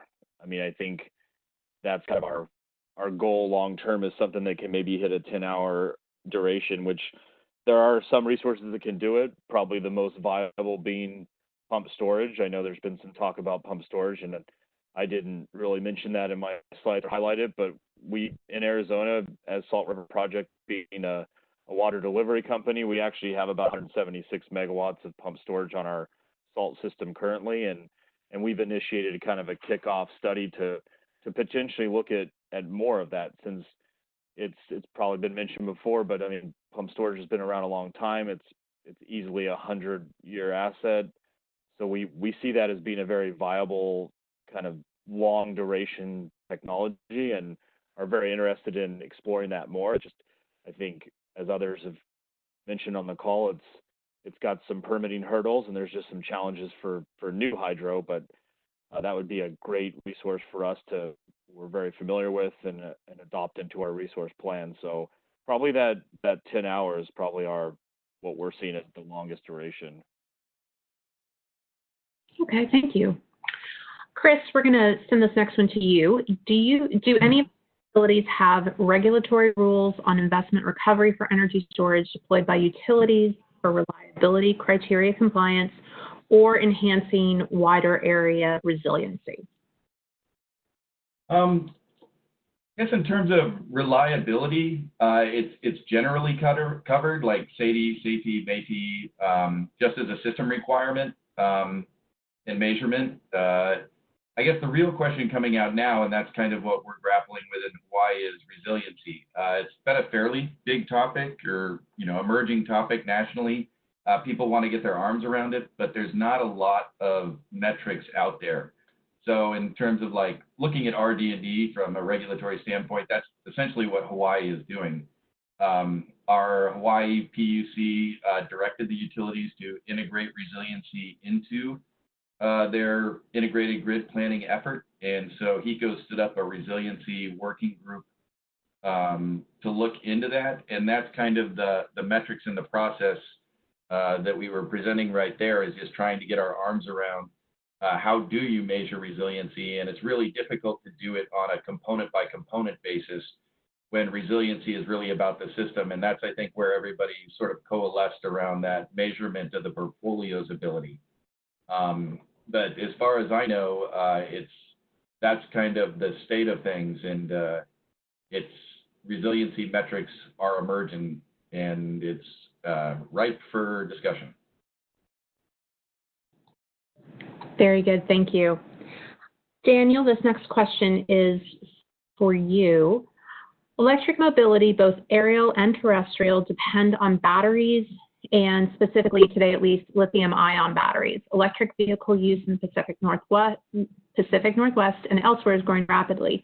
The utilities that spoke before you focused on lithium-ion battery energy storage. How is the electric aviation industry addressing supply, scarcity, and pricing concerns with batteries? Great, thanks. That's a great question. So one of the important ways, I think, to think about the differences between automotive, grid, and others is the volume of sales versus the value of those sales.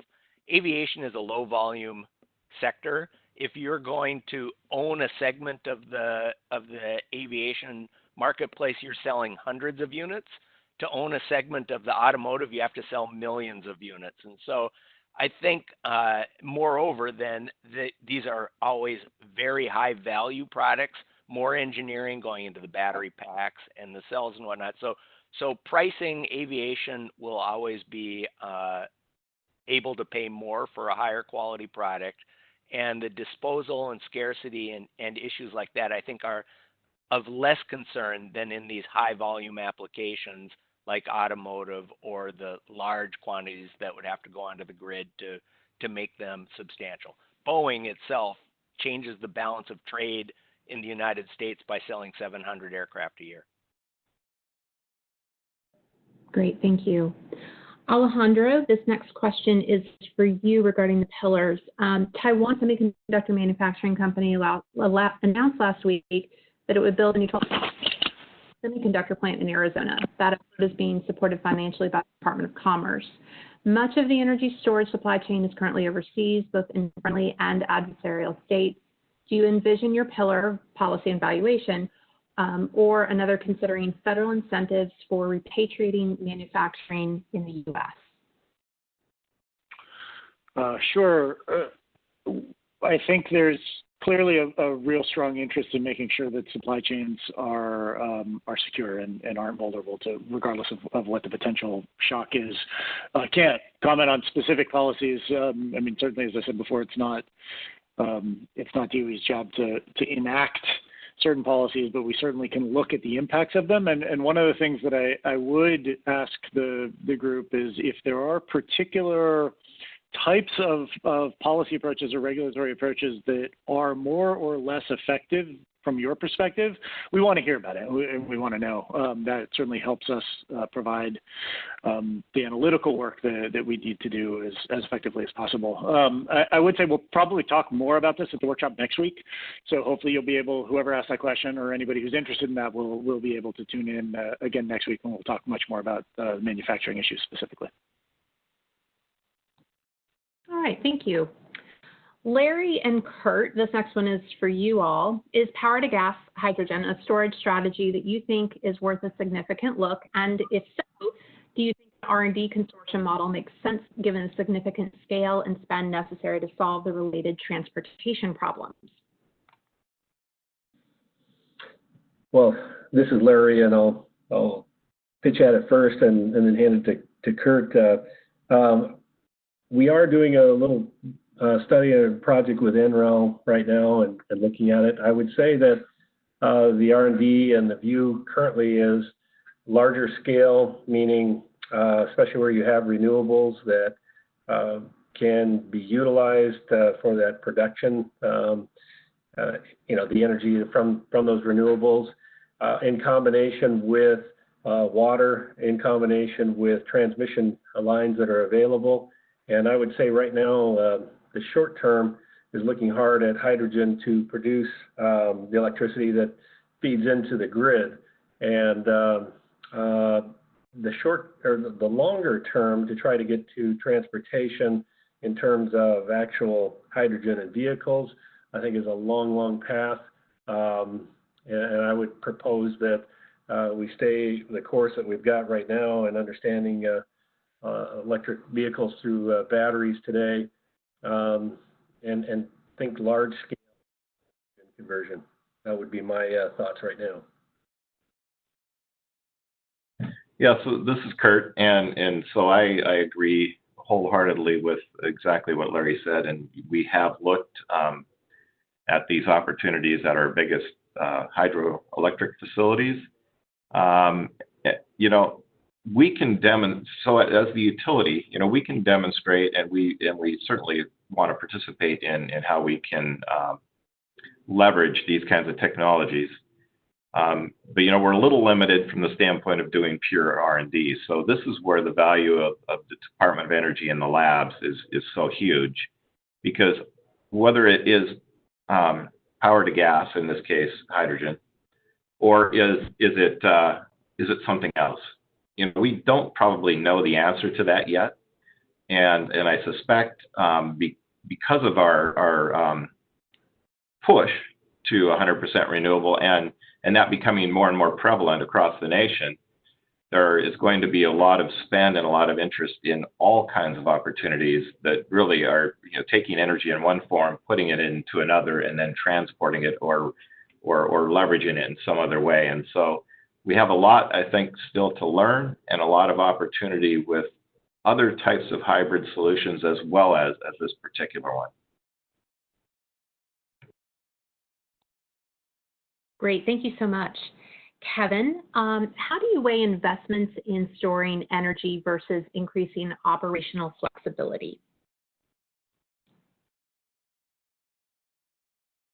Yeah, this is something we're really taking a hard look at and starting to really investigate, is what kind of flexibility do we need on this system. We just recently joined EIM, actually it's been about a month, April 1st, when we joined, and we're as we add those higher penetration renewables, we're starting to see that there probably is going to be a need for some type of flexibility, but we're trying to quantify what that really is. So as of now, all of our storage investments, as you could probably tell, have been really for just capacity type resources. They've been acquired to kind of be that 4-hour duration and be used in that capacity to meet peak. And so we've really valued storing energy and then shifting it over, taking that excess solar during the day and shifting it to when we really need it as being number one. And when we've run it through the models, I mean, that seems to be what's winning. But there is a huge effort internally. We've got a grid integration team that's starting to look at our distribution system. We've just had a huge benefit of having a really robust distribution system and not had a lot of variability. And we, as a system as a whole, as SRP, we just not a lot of frequency regulation issues, not a lot of those ancillary benefits that storage can meet have we really seen, but we're trying to get ahead of that. And like I mentioned before and commented on the Tesla battery, it'll be fully owned by us, and so we can really use it in that capacity and test to see, you know, what operational modes can it meet and how effectively can it do that, and we'll probably try to extrapolate what kind of value and revenue. So as of right now, I think I weigh just storing the energy and shifting it right now more than the flexibility. But as I said, we're really right now gathering data and trying to figure out what is that flexibility going to need. As I said before, we're heavy peaking, so we see more and more peaking need, and it's a big struggle to figure out, well, can batteries meet all that need, or are you going to need something else? Are you going to need traditional natural gas? Because there's capacity contributions and all those challenges as well. So I guess right now it's a 50-50 mix of how we're valuing it, but more so on kind of the storing energy than the flexibility portion. Great, thank you. And our last question for this panel is for Kurt. Your challenges with valuation of energy storage are familiar. How can DOE work with utilities, state regulators, and FERC to develop model policies for regulators to consider to help accelerate the deployment of energy storage?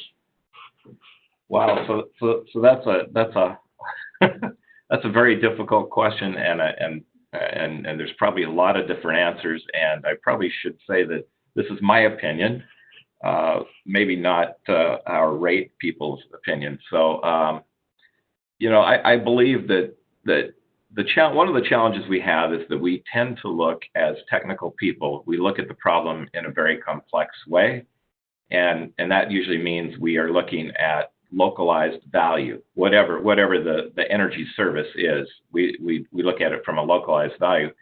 Yet we don't have necessarily in the industry accurate enough models to represent that localized value in an easy way. And so I think one of the challenges we have is just to simplify how we determine value in a localized manner, and then how does that get spread appropriately so that there's some normalization across customer classes, et cetera. And that's it. So there's not an easy answer to that. And I think the question is more around how do we get there? And I think we have to get there with some kind of an effort that has quite a few participants from the industry, that the lab is involved with, and that it focuses on the reality of exposing that value in a way that could be a rate or could be a market. Now, I'm going to scare everybody by saying that word, market. So it doesn't necessarily have to be a market, but you almost have to think about it from a market perspective so that the economic value is proper. And that's not a simple thing. And I think we certainly could leverage DOE to be the facilitator of that process. And then, of course, we have all kinds of rules around who can and can't participate in what way. And so we have to work around some of those challenges as well. But I think, you know, and I do speak for Avista in this case, we are totally interested in having that conversation and getting to that methodology that would allow us to uncover those values and to expose them to all the participants in a way that's appropriate. So we would be amenable to any kind of a regional type of a project that might look at just that. You know, how do we expose the value, and in what ways? What are all the categories that potentially could be there, and what might be a methodology? Wonderful. Thank you. So a very big thank you to Clay, Larry, Kevin, Kurt, Chris, and Daniel. Fantastic panel. Lots of great questions still coming in. But it is now time for us to move on to panel 2. And so I'd like to introduce Angela Becker-Dittman of PNNL. She's going to moderate our second panel, Enhancement to Regional Operations and Flexibility. And as a reminder, keep those questions coming as our panelists are speaking, and just be sure to use their name or the topic when you submit them. So Angela, over to you. Great, thanks Meredith. Can you hear me? I can. Excellent.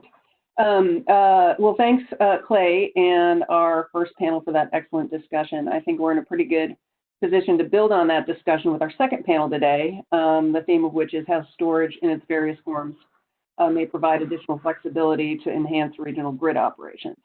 To frame the discussion, I thought it might be instructive to review the number of trends you've already heard about here in the Pacific and Northwest regions that are likely to drive that need for the flexibility at different nodes in the system and at different timescales. And I'll admit up front, we've got a bit of a working hypothesis here that's been informed by the grid architecture work sponsored by the DOE's Grid Modernization Lab Consortium. Namely, the thinking is that storage applied systematically throughout the grid can provide the missing shock absorber it sort of lacks today, and that may become especially important given these future trends, and at the intersection of infrastructures and economic sectors that have historically been more siloed. So let me see if I can catch up here with the slide.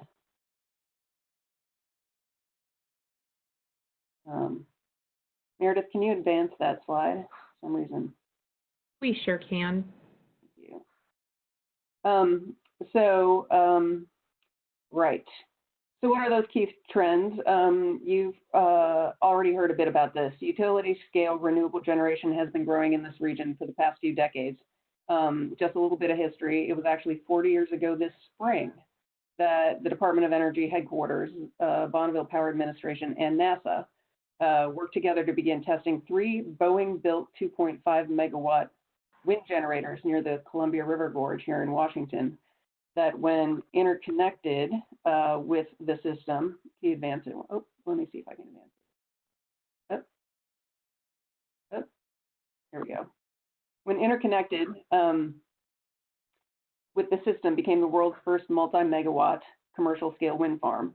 And as the Bonneville administrator, Sterling Monroe, said at the time, the Columbia will act as a battery to store wind power for when it's most needed. So the vision was clear even back then, and driven in part by the aggressive state clean energy policies. The wind on the system today in the Bonneville balancing area, that's about 5,100 megawatts, is expected to grow quite substantially by 2025. And that is true across a number of the balancing areas in the Northwest Power Pool. So it's likely the regional virtual battery, hydro and transmission system, will need its flexibility augmented in some way.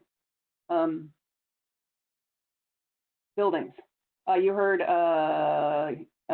Kurt and Larry talk about this a bit already. Buildings overall use about 74–75% of electricity in the U.S. And at least in Washington and Oregon, electricity also is the primary heating fuel for about half of our households. We've had a lot of success in energy efficiency, but there's a focus today on advanced building controls and understanding the way in which systems and loads within buildings are changing. And whether it's to support workplace EV charging or balancing on-site renewables, storage may play a significant role in transforming buildings from passive consumers of electrons to grid-responsive assets. And at the residential end of the spectrum, a confluence of certain incentives and consumer choice are potentially driving change in the distribution system. Then, of course, there is the information and data management industry that plays a quite significant role in the Northwest economy, but also globally. Over the last decade, innovation has effectively helped decouple energy use and data storage, but it's the case we also expect the world's appetite for ubiquitous and continuous data storage and computation just to continue to grow. And last but not least, transportation. I've already mentioned EVs, and you heard Dan talk about aviation here in the region. There's also a focus on the maritime sector that you'll hear about today. So these are all the trends we see right in front of us in the Northwest and the Pacific, and really across the country, albeit at various paces. So then you have to ask yourself, what if? What are the implications of unexpected growth in extreme fast charging, or hybridization of additional forms of maritime transport? And what are the implications for other changes in existing generating paradigms, for example, the emergence of hybrid systems? I'd say it's fair to say no one really knows just how quickly new technology adoption is going to occur, but undeniably that pace has been accelerating, driven in part by consumer preferences rather than any underlying engineering logic. So in understanding the role for storage in enhancing regional flexibility in operations, it's maybe important to recognize the convergence of these infrastructures: buildings in the grid and transportation, grid and information, data management, and communications. And that's the topic we want to explore today. What's the role of storage in providing additional flexibility and resilience at the intersection of these increasingly interdependent infrastructures? And given financing-related differences across these sectors, what are the tools, valuation methodologies, and collaborations required to capture this value, which may exist outside today's traditional utility regulatory paradigm? So I've got with me today a distinguished panel to help explore these concepts. We've got Uzma Siddiqui from Seattle City Light, Mark Monroe from Microsoft, Russell Geary from Orcus Power and Light, Matt Von Ruden from Washington State Ferries, and finally Jennifer States representing both Maritime Blue as well as the NVGL. So I will, for starters, hand it over to Uzma. We're eager to hear from her perspectives on what Seattle's anticipating for the utility and its customers, and some of the really basic practical considerations in deploying storage for a large municipal utility. So take it away, Uzma. Hello, Angela. Thank you so much. Happy to be here. Happy all of you are here. It's been really exciting to see how the number and depth of our conversations and partnerships have been changing across the board here at Seattle City Light as we move into a new paradigm. As the Department of the City of Seattle, I'm sure you can imagine that we have some natural partners within our city government. But the good news is that we're really expanding beyond that. We used to see our customers as ratepayers. We use that term a lot, and many utilities I know do. But our culture and language is changing here at Seattle City Light. We're now regularly talking about them both as customer owners and as partners. We're doing a lot of collaboration, especially with our local transportation agencies, as you mentioned, ferries and buses. King County Metro provides our bus service here in Seattle, and in King County is aggressively moving towards battery electric buses, and the Washington State Ferries have embraced hybrid technologies to be a part of their future. Seattle City Light is working with these customers to find solutions that minimize our costs to our system and also reduce their operating costs. We want to encourage and support projects for managed charging and demand charge reductions. We are also piloting some rates. We've got 4 new rates. We're working with the Port of Seattle and colleges and universities towards efficient electrification. Our goal is to partner and to help them with their decarbonization goals. Just like the City of Seattle has very significant desires to be participating in decarbonization. So we're making big impact on their carbon footprint. And you'll hear more about those from my fellow panelists. City Light is really proud of our 15-year history of providing carbon neutral electricity. Blessed we have a bunch of hydro. Emerging trends that we're seeing are in our customers approaching us about microgrids and batteries. We're installing our first utility-owned microgrid at a community center with help from the Washington State's Clean Energy Fund. That's the existing, it's being installed actually, the lithium-ion 200 kW, 800 kilowatt hour battery system. More people are coming to us as they've become aware of this project and asking about batteries and microgrids for themselves. And they want to replace their diesel generator backup, both at homes and at commercial sites. As a part of that, we're talking about how to implement the new IEEE 1547 inverter standards. Lots of work going on both on customer side and utility side. We're also started working on non-scoping our, scoping our non-wire alternative projects, such as using batteries to help delay distribution system upgrades, especially for those really peaky loads. We're exploring projects with both PNNL and EPRI. As you discussed, energy storage is being offered as an alternative to increase reliability for our customers in shared infrastructure. We're in discussions with our city utilities on that. Lastly, I'd like to mention that not only are we using our flexible hydro as members of CAISO's Western Energy Imbalance Market, we also joined, just like SRP did in April this year. We're putting together some initial plans on adding pumped storage between 2 reservoirs at our Skagit project, and that's what the graphic that's shown on the screen.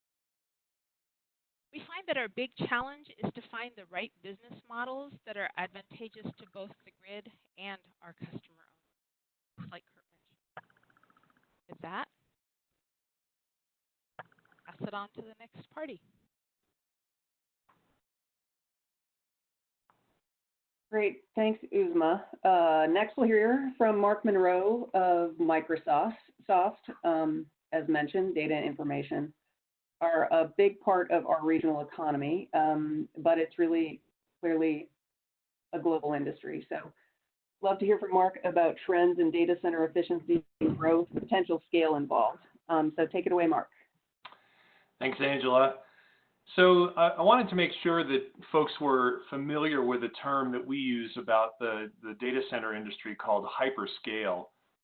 By the way, first of all, I'm part of the Microsoft organization that builds the data centers that all of your cloud services run in. So your Exchange email or the Bing search that you do, or the Azure infrastructure as a service, all of that lives in the buildings that our group puts together.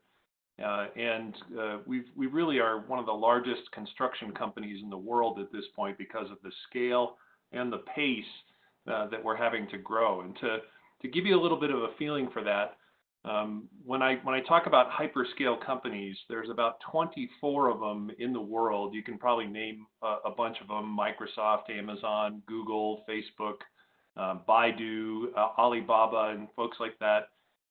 And recently, this was from a conference, a Microsoft conference in November.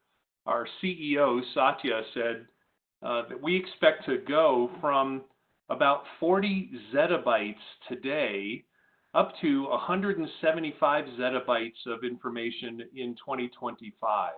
And so for those of you keeping score, a zettabyte is a billion terabytes.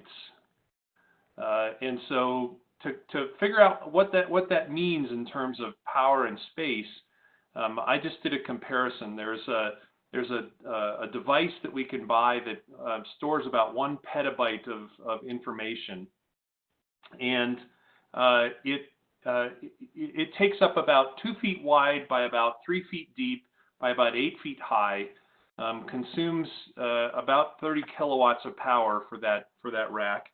And to do the 135 zettabytes that Satya believes we're going to need within 5 years, that's about 100 square miles of those storage devices.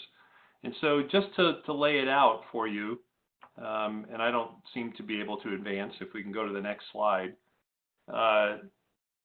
That's a 10 mile by 10 mile square. And if we laid over, for example, Los Angeles, it makes it so that it's very difficult to imagine fitting these into some of the existing infrastructure. These devices also, this 135 million devices. Can I get some help changing the slide? There it is. Yes. So 105 square miles of storage devices and about 2 gigawatts of power. And because our industry requires that everything be up 7 by 24 with almost zero downtime, so you can get your cat videos and your emails, and increasingly essential services. There's an awful lot of emergency services and financial services now that live on the cloud. So we need to have redundant nuclear power plants in our example here. So, and that's just storage. That doesn't count the compute or the communications that goes along with that. So that's an example of what the hyperscale industry is dealing with. And so if we can go to the next slide, every bit of that power has to be backed up by some form of battery so that we get instant response, and by some form of generation so we can last long enough in the event of a long duration outage in the utility. So we have hundreds of megawatts, even gigawatts as an industry of backup battery, and again, gigawatts of generation capacity, most of which is diesel today. But you're probably aware of some of Microsoft's commitments. In January, we had an announcement where we said we're going to be carbon negative by 2030, and diesel backups are a part of that. So we're working on ways to back up that tremendous power capacity in other ways. This is a headline that talks about, again, the 24 hyperscale companies, more than 500 data centers in the world, and this was as of October last year. The growth rate of these is something on the order of 30% per year. So there's quite a bit more than that now. And if we go to my last slide, then we've done some calculations that talk about what would it take to use hydrogen as a backup and replacement of the diesel generators. A megawatt of capacity for 24 hours of runtime would be about 2 tons of hydrogen. and 30 megawatts, which is not an unreasonable size for one of these data centers, times 48 hours, which is also a common amount of fuel that we keep on site. Both us or any of the other hyperscale companies usually keep somewhere between 12 and 48 hours. But it's possible that we may need to have 100,000 kilograms of hydrogen around, which is the sphere in the background. The 2 tons of hydrogen would be about what that truck would hold, that Praxair truck, and then the 100,000 kilograms would be somewhere in those spheres. At some of Microsoft's and other hyperscale company sites, we actually might need 4 or 5 of these spheres to keep the amount of power that we have going for that 48 hours. And we've had conversations with some of the manufacturers and the designers of these spheres, asking them what their volume discount was, and they stopped for a minute and said, no one's ever bought 2 before. So we're going to be breaking ground, we believe, as the industry and driving some of the scale things. The thing I'll leave you with is that the computer industry, the data center industry moves very quickly. And we may not be the largest consumer of this stuff in the long term, but we're going to push a lot of the companies that produce the fuel cells or produce electrolyzers or produce hydrogen. If we move this way to where we replace diesels with some kind of pollution-free backup, whether that's hydrogen or batteries or reliable grid, we're going to push very quickly to get to those capabilities. So I'll leave it at that and look forward to your questions. Thanks, Mark. I'm reminded that it was 2017 when The Economist declared that data is the new oil. And just as oil, underpinned the global economy in the last century, data is, coming to play a similar role in today's economy. So your discussion about the scale involved is quite eye-opening. And with that, we're going to move to Russell Geary from Orcus Power and Light. We've talked a bit about how the Northwest Hydro System has provided service to municipal utilities up and down the I-5 corridor, as well as some data centers that are located more proximal to the hydro system. But it's also true that that system provides service to Orcus Power and Light and the 20 islands it serves. So with that, Russell, we'd love to hear about your vision for the future and some of the Clean Energy Fund projects you guys have been working on. Russell. Thank you. So over the past 10 years or so, Orcus has been working toward just improving our grid so we can adopt some of the updated technologies. So one of our biggest initiatives was expanding our communications network. The communications network we have, we're leveraging a vast fiber network and a subsidiary we own that has an excellent partnership with T-Mobile for LTE technology. And so with using some of the upgrades we've done to our facilities and this communications network, we're able to bring on greater technologies and grid modernization. And so currently we're underway actually commissioning this week a 1 megawatt, 4 megawatt hour, 2 megawatt hour energy storage facility on Decatur Island, which is, one of the 20 islands we serve. And, being one of the small players that's on this call, it's really just kind of interesting to see the scales. We're a fairly rural community. We have very expensive assets that connect us to the mainland, and that's our submarine cable infrastructure. And we hold those near and dear to us. BPA owns a couple of those, and we own a majority of them to connect our islands. And so we look at these energy storage projects first and foremost for protecting those assets and making sure they last as long as possible. And that's the greatest value we see in these projects to date. But also we use these for outage mitigation to make sure that we have a good bit of resiliency in the islands based on our single connection to the mainland. And so we've adopted a good bit of renewables. We're seeing some of the influx of solar, minor wind, and micro hydro that similar to Hawaii, but not quite on that scale because we are in the Northwest and we just don't have the wind and solar. As we look to the next stage of our grid, we've got several projects running, like some vehicle-to-grid projects that we're working with our local schools. They're looking to electrify the school bus system and allow for some V2G options for our grid. We've got several small energy storage projects that are going on in our residences to allow us to connect and potentially use those as grid assets and then provide incentives to our membership. And then we've been in constant discussions with Washington State Ferries to see how we can integrate with the ferry system and the potential electrification of ferries, since we do have 4 ferry docks within our system. And so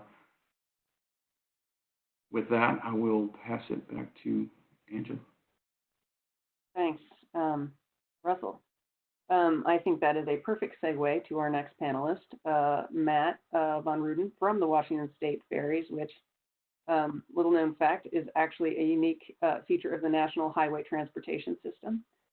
So Matt, we're looking forward to hearing about your electrification plan and the role of batteries in charging infrastructure.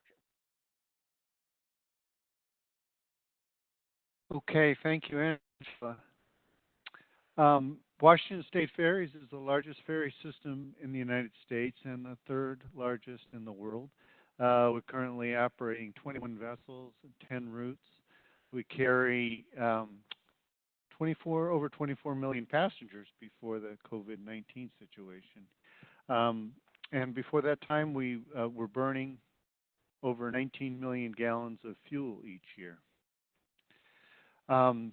Our interest in energy storage began in 2016. There was a paper written by a former ferries employee now in Seattle's own Elliott Bay Design Group there, Will Ayers, and he connected the dots between, what's the state of energy storage in the maritime sector worldwide, mainly looking at Scandinavia, connected that with the abundance of hydroelectric power we have here and the associated stable price of electricity.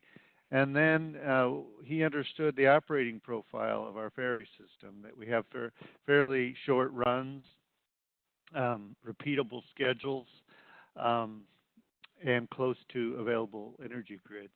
And the paper suggested that electric ferries are technically and financially feasible. So we jumped on that and looked into it a little further. In 2017, did a feasibility study for conversion of our 3 largest ferries. I'll talk a little bit more about that project, but the feasibility study validated that this could be financially and technically feasible, and so then we proceeded with some pre-design studies, actually looking at what it would take to convert the vessels and electrify the terminals.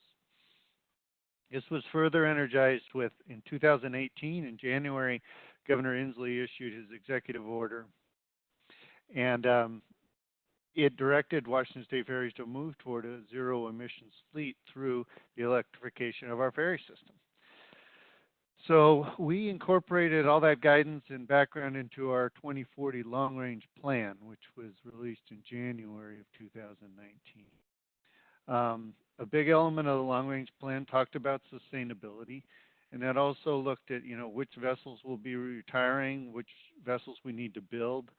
And based on that timeline, the plan suggested that we could achieve up to a 75% reduction in fuel consumption by 2040, which would go a long ways toward meeting Washington's carbon reduction goals. So in 2020, the legislature directed us to go a little further and create really what will be an addendum to our long-range plan, which is our system electrification plan. What that looks at is it takes an updated look at the state of the technology, takes a look at each of our vessels and what the requirements for those vessels will be in terms of, and one of the key requirements is we think we're going to stick with a hybrid type architecture versus a purely electric, because we move vessels around to different routes. We need to move them to the shipyard. that became a factor also with grid availability. We don't need power 100% of the time if we have a diesel there as a backup. So we're generally adopting that architecture for the vessels.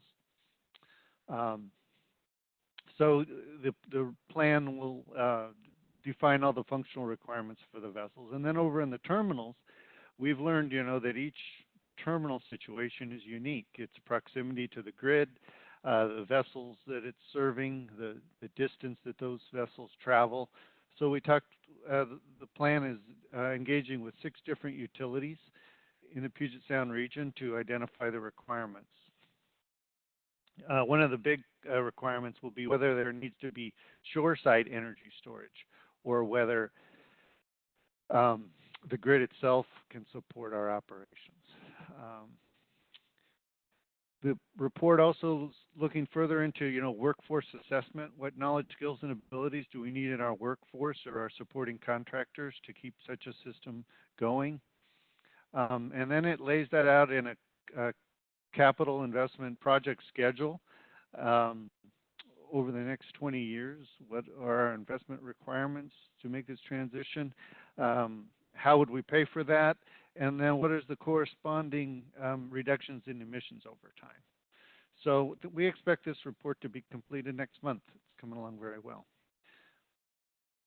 And next slide here, we do have some ongoing projects I'd like to talk a little bit about. The first I mentioned already, the Jumbo Mark II conversion. These vessels were built 20 plus years ago. First one was delivered in 1997. They're 460 feet long. They carry 202 cars. We have 3 of these vessels, and they operate on the Seattle Bainbridge and Edmonds Kingston run. The Seattle Bainbridge run is our first route we're targeting. It's a little over 7.5 mile crossing. The vessels travel 17.5 to 18 knots. They make that run in about 32 minutes, and they do it 23 plus times a day. So we started with, the original equipment designer for these vessels was Siemens. So they're a leader in this area anyway, in Scandinavia and in Europe. And so they're leading the design effort. The basic scope of the project is to remove 2 of the 4 diesel generators and replace them with very large battery banks, as well as the power conversion and battery management systems. Each vessel will have on the order of 6 megawatt hour energy storage, 2 different battery banks, one on each end of the vessel. That design effort is ongoing. We expect it to be completed this summer, and then it's subject to Coast Guard regulatory approval. So we've been talking with the Coast Guard as this is progressing. We expect to have the first vessel completed in the spring of 2022. It'll be able to operate without shore charging, with 20+% savings in fuel just through the peak shaving nature of the vessel. But when we get the terminals electrified, hopefully by 2024, we will then have about a 95% reduction. When all 3 vessels are converted, we could save 5 million gallons of fuel per year. One of the key technical risks is the rapid charging system. In Scandinavia, they operate the vessels a little differently. They have a beam to mooring system instead of an end-in mooring system. So there's no design for rapid charging that we can just buy and start utilizing. So we are developing a rapid charging system that would be a standard throughout Washington State ferries. And Siemens is leading that effort with their subcontractor, Sim and Technique. We envision a 12.4 kilovolt standard. We're designed for what we think right now is our maximum charging requirement, which would be the Seattle-Bremerton route. In contrast to the Seattle-Bainbridge route, which is under 10 megawatts, we think the Seattle-Bremerton route would be about 15 megawatts. It's pretty challenging. We need to plug the vessel in and unplug it in 20 minutes and transfer all that energy. We need to accommodate a significant tidal range of about 20 feet. And then finally, you know, with our Puget Sound sensitive environment there, we want to minimize the impact. So our approach is to put most of the hardware on the vessel and minimize the overwater construction. And then finally, our Olympic class new build project is underway. You know, we built 4 vessels of the Olympic class, 144 car ferries over the past 5 years. The legislature has allowed us to continue that program, but to change the propulsion system to hybrid electric. So these vessels will be assigned to the Clinton-Mukilteo route, the Seattle-Bremerton route, and with the 5th one being a relief vessel. They're being built by Vigor in Seattle, and ABB is the propulsion system integrator. We're designing them for the Seattle-Bremerton, which is the longest route. It's a 60-minute crossing. So we're looking at about 12 megawatt hours of energy storage on board each vessel. We hope to have the vessel delivered the end of 2023. And if 5 of those vessels are built, that would be another 5 million gallons in fuel savings. So these 2 programs are really the springboard for our Washington State Ferries electrification program. And with that, I'm glad to answer any questions at the end of the panel. Excellent. Well, thank you, Matt. This project's quite an undertaking, and I'd note planning involving no fewer than, I think you said 6 different electric utilities as it moves forward. And with that, I think we'll continue the conversation with Jennifer States, wearing 2 hats, I believe, today, both DNVGL, but also as project coordinator for Maritime Blue. And I'll turn to Jennifer to tell us all a little bit more about that. All right, can you hear me okay? 10-4. Okay, thank you, Angela, and thanks to the organizers and supporters of this event for giving me the opportunity to present today. As Angela mentioned, I'm representing 2 different organizations today. I am the director for Blue Economy at DNVGL, where I serve as a conduit for our globally diverse company across cross-cutting activities in both energy and maritime sectors. Also, I serve as project director for Washington Maritime Blue. This is the newly formed cluster organization that is working in collaboration across industry, government, research, and community organizations to implement maritime decarbonization and other joint innovation projects as part of the state strategy for the blue economy. We are facing an incredible opportunity and need to accelerate innovations for difficult to decarbonize sectors, such as the maritime industry. International regulations for emission reductions from ship operations means that new storage technologies and alternative fuels must advance at a faster pace than they are now in order to meet the forthcoming deadlines. This was the conclusion of DNVGL's recent Maritime Forecast to 2050 report. But how do we meet these challenges and turn that into a competitive opportunity for our local industries? This is the exact question that Washington Maritime Blue worked together to address in developing the state strategy for the blue economy with the vision of a thriving and sustainable maritime industry by 2050. This can be seen on the slide as the endpoint in what we call our transition map that lays out some of the key projects and pathways that are needed to reach this vision, such as Matt laid out, Washington State Ferry electrification under our deep decarbonization pathway. What we see regionally and globally is that opportunities for storage in the maritime sector are abundant. The reductions in cost and weight for battery technology has resulted in increased utilization of batteries for ships such as ferries, but also tugs and offshore supply vessels have seen a major uptake. There are 246 battery vessels in operation globally and another 146 currently under construction. The majority of these vessels are found in Norway, where they have also found some grid-related challenges in providing the necessary shoreside power for charging. As Matt mentioned, banks of batteries are often installed at the terminals, especially in the rural communities where the grid is weaker. There are also increasing demands for shore power or cold ironing as an alternative to diesel engines for the ship's hotel loads.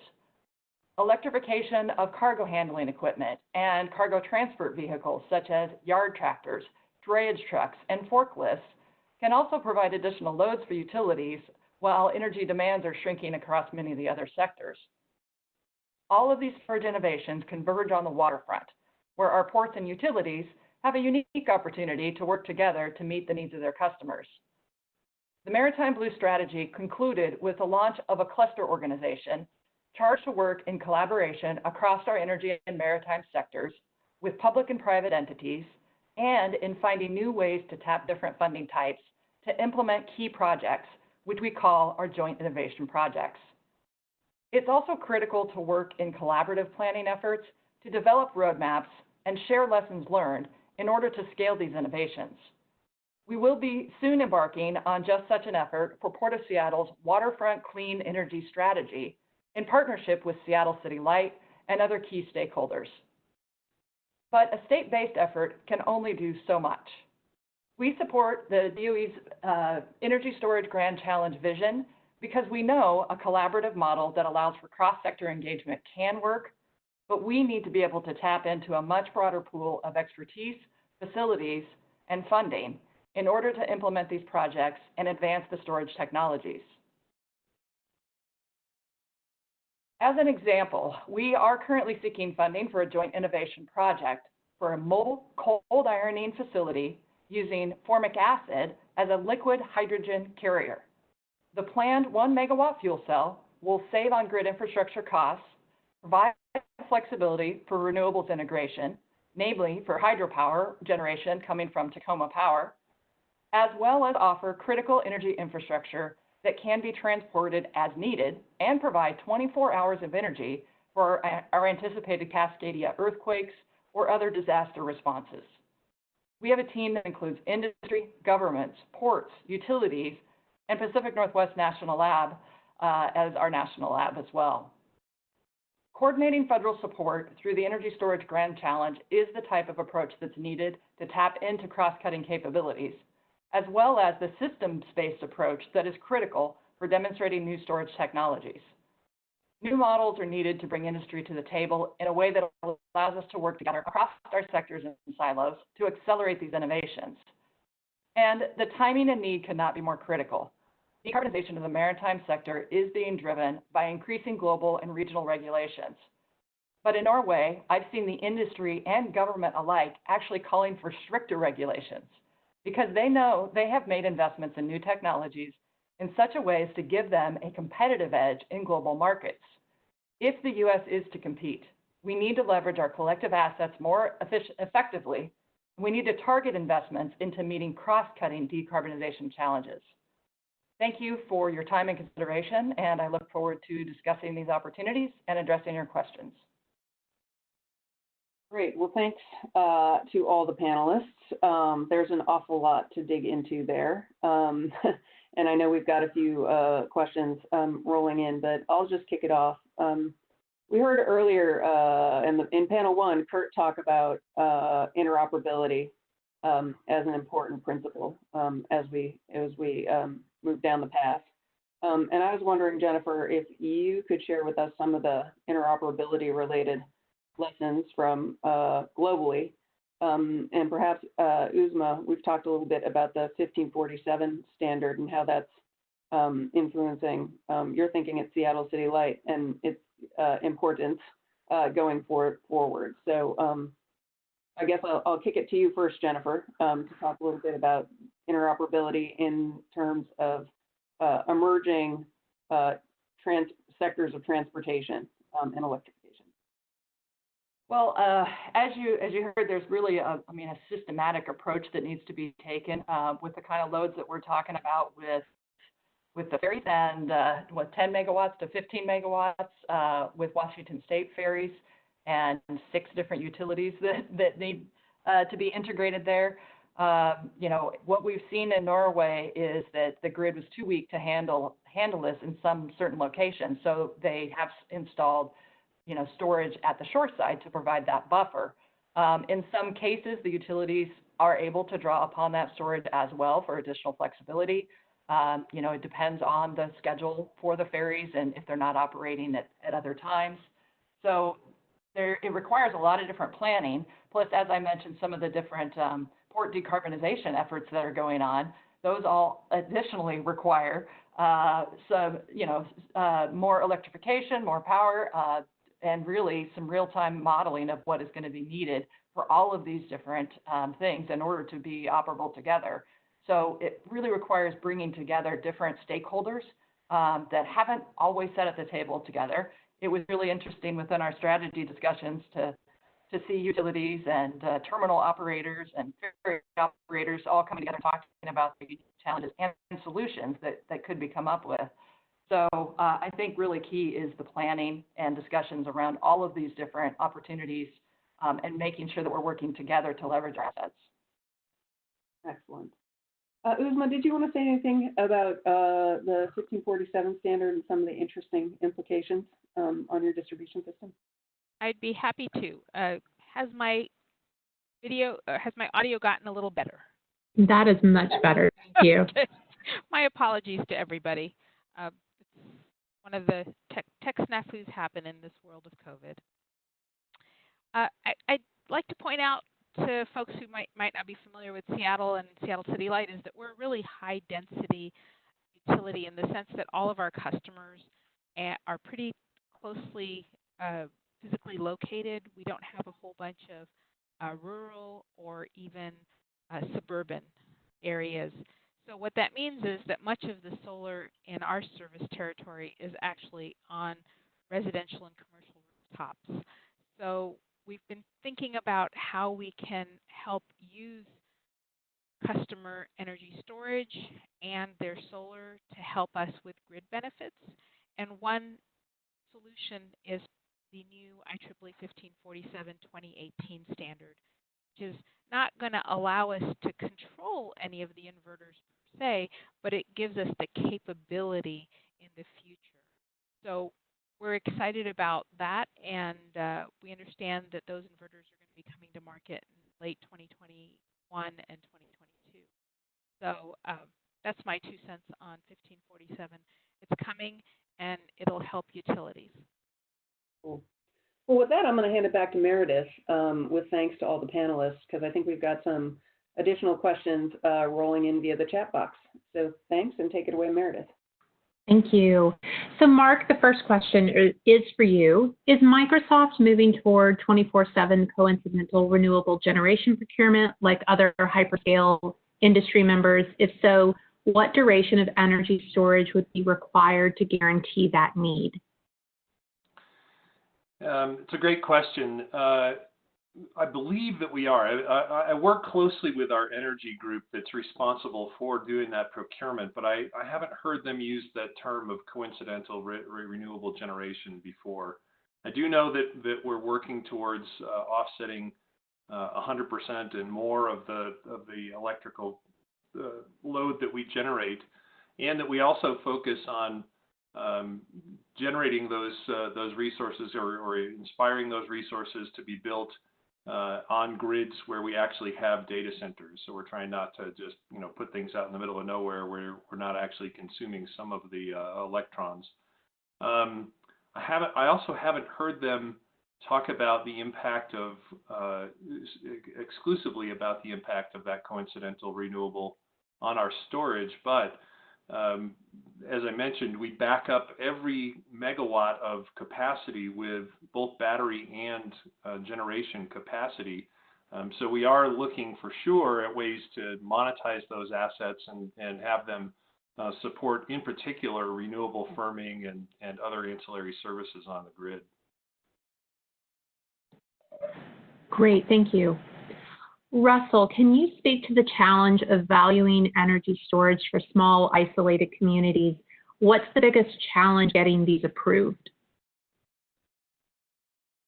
Well, valuing for us really is kind of a partnership with those that we serve. So if we can provide some value to a downline customer, similar to how we've discussed it with the Washington State Ferries, where since we have a radial system and we can serve the ferry system in such a way to not to impact our financials, we can have a storage system somewhere on the system that allows to offset that peak for us and provide the proportionate value that the ferries see of that to the ferries as a customer.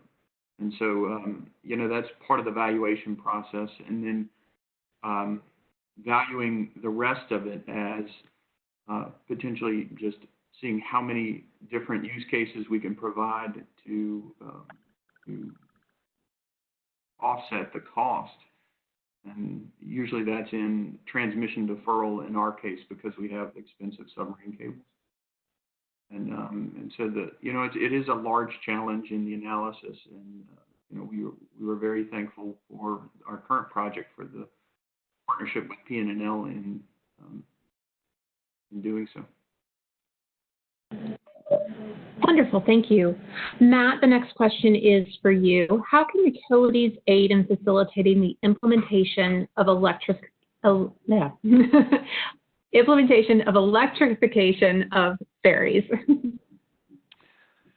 Sure. I think it's really three-pronged. It's, there's education, there's communication and coordination. And, one of the great things about working for the state government is I feel like we're able to help advance this technology throughout the country. Everything we produce is posted on our website, and other ferry providers can read that and understand whether electrification would work for them. So utilities can certainly connect those dots for their the ferry operators in their area. The next thing is, really understanding what the ferry requirements are. Each route is different. The vessel size, how far it travels, its schedule.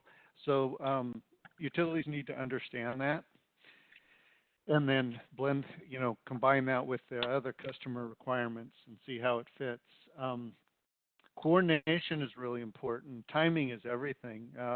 One example with Seattle City Light, as they were working with the Seattle Waterfront Improvement Program, we connected with them and realized that, boy, there's some duck bank work that if we act quickly, we could get in on their effort right now. And, we did that about a year plus ago, and we're able to get a real jump start on getting power down to our Seattle terminal. So, again, coordinating and communicating. And then, these things are expensive.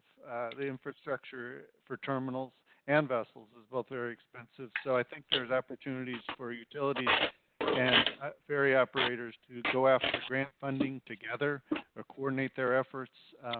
There might even be financing type opportunities that the utilities could work with the ferry operators on. But it's a new and exciting partnership we're glad to be part of. Great, thank you. Mark, this next question is for you. What is the target cost for energy storage for your data center application? What would be the footprint for battery storage for your 30 megawatt, 48-hour example? And how does that compare to the spheres of hydrogen storage?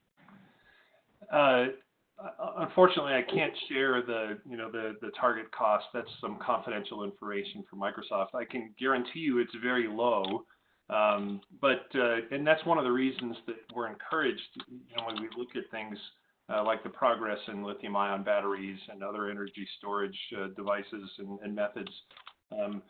We've looked at everything from flow batteries to hydrogen storage to even the crane that lifts up and down weights using gravity as energy storage.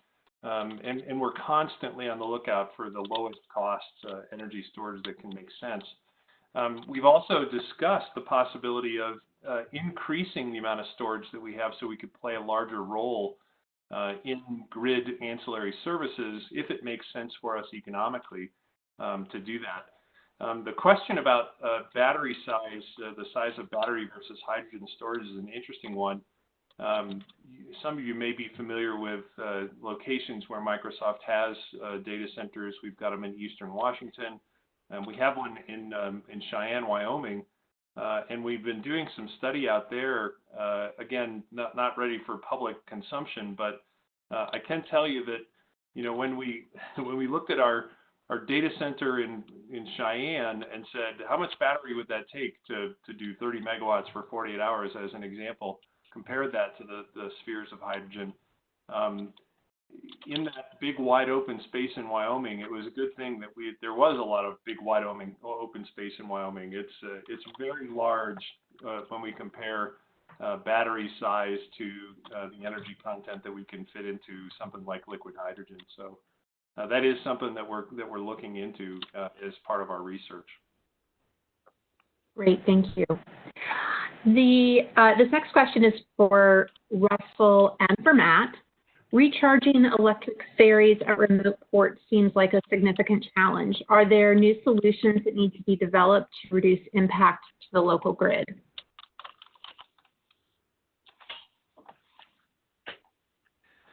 Matt, do you want to go first? Yeah, I can start that.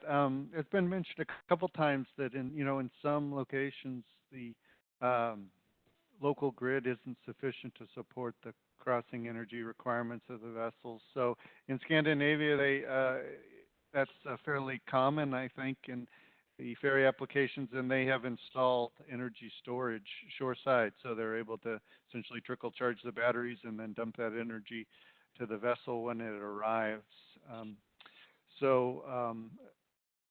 I think the technologies are there. It's just a matter of communicating the needs from the ferry owner operator to the utility and figuring out if that's going to be needed. Yeah, I would kind of go back to some of Matt's comments on one of the earlier questions, where it just falls to a collaboration between the utility and the ferry system to make sure that the facilities get installed in a timely manner, and there was appropriate planning and providing enough value out of such a investment to justify. Thank you. Okay, great, thank you. Mark and Matt, this next one is for the both of you. What synergies might be possible between Microsoft and technologies needs for long duration hydrogen storage, maritime transportation needs, and grid needs? I'll jump in, Matt, and say that in the scenarios where we've looked at long duration storage, we always look at it multiple ways. The primary mission of any storage that we put in is to support the data center for that long period of time, potential long duration outage. But we're also doing analyses where we're saying, well, so if we needed a 100,000 kilogram sphere, what if we built it 50% larger and worked with either transportation or material handling, or I suppose it could be with maritime transportation needs to say, or an industrial gas company, and say, hey, we've got extra storage capacity, we'll lease you out the top half of our tank, for example, and we can work together on making sure that the level never goes down below what we would need to provide that backup power.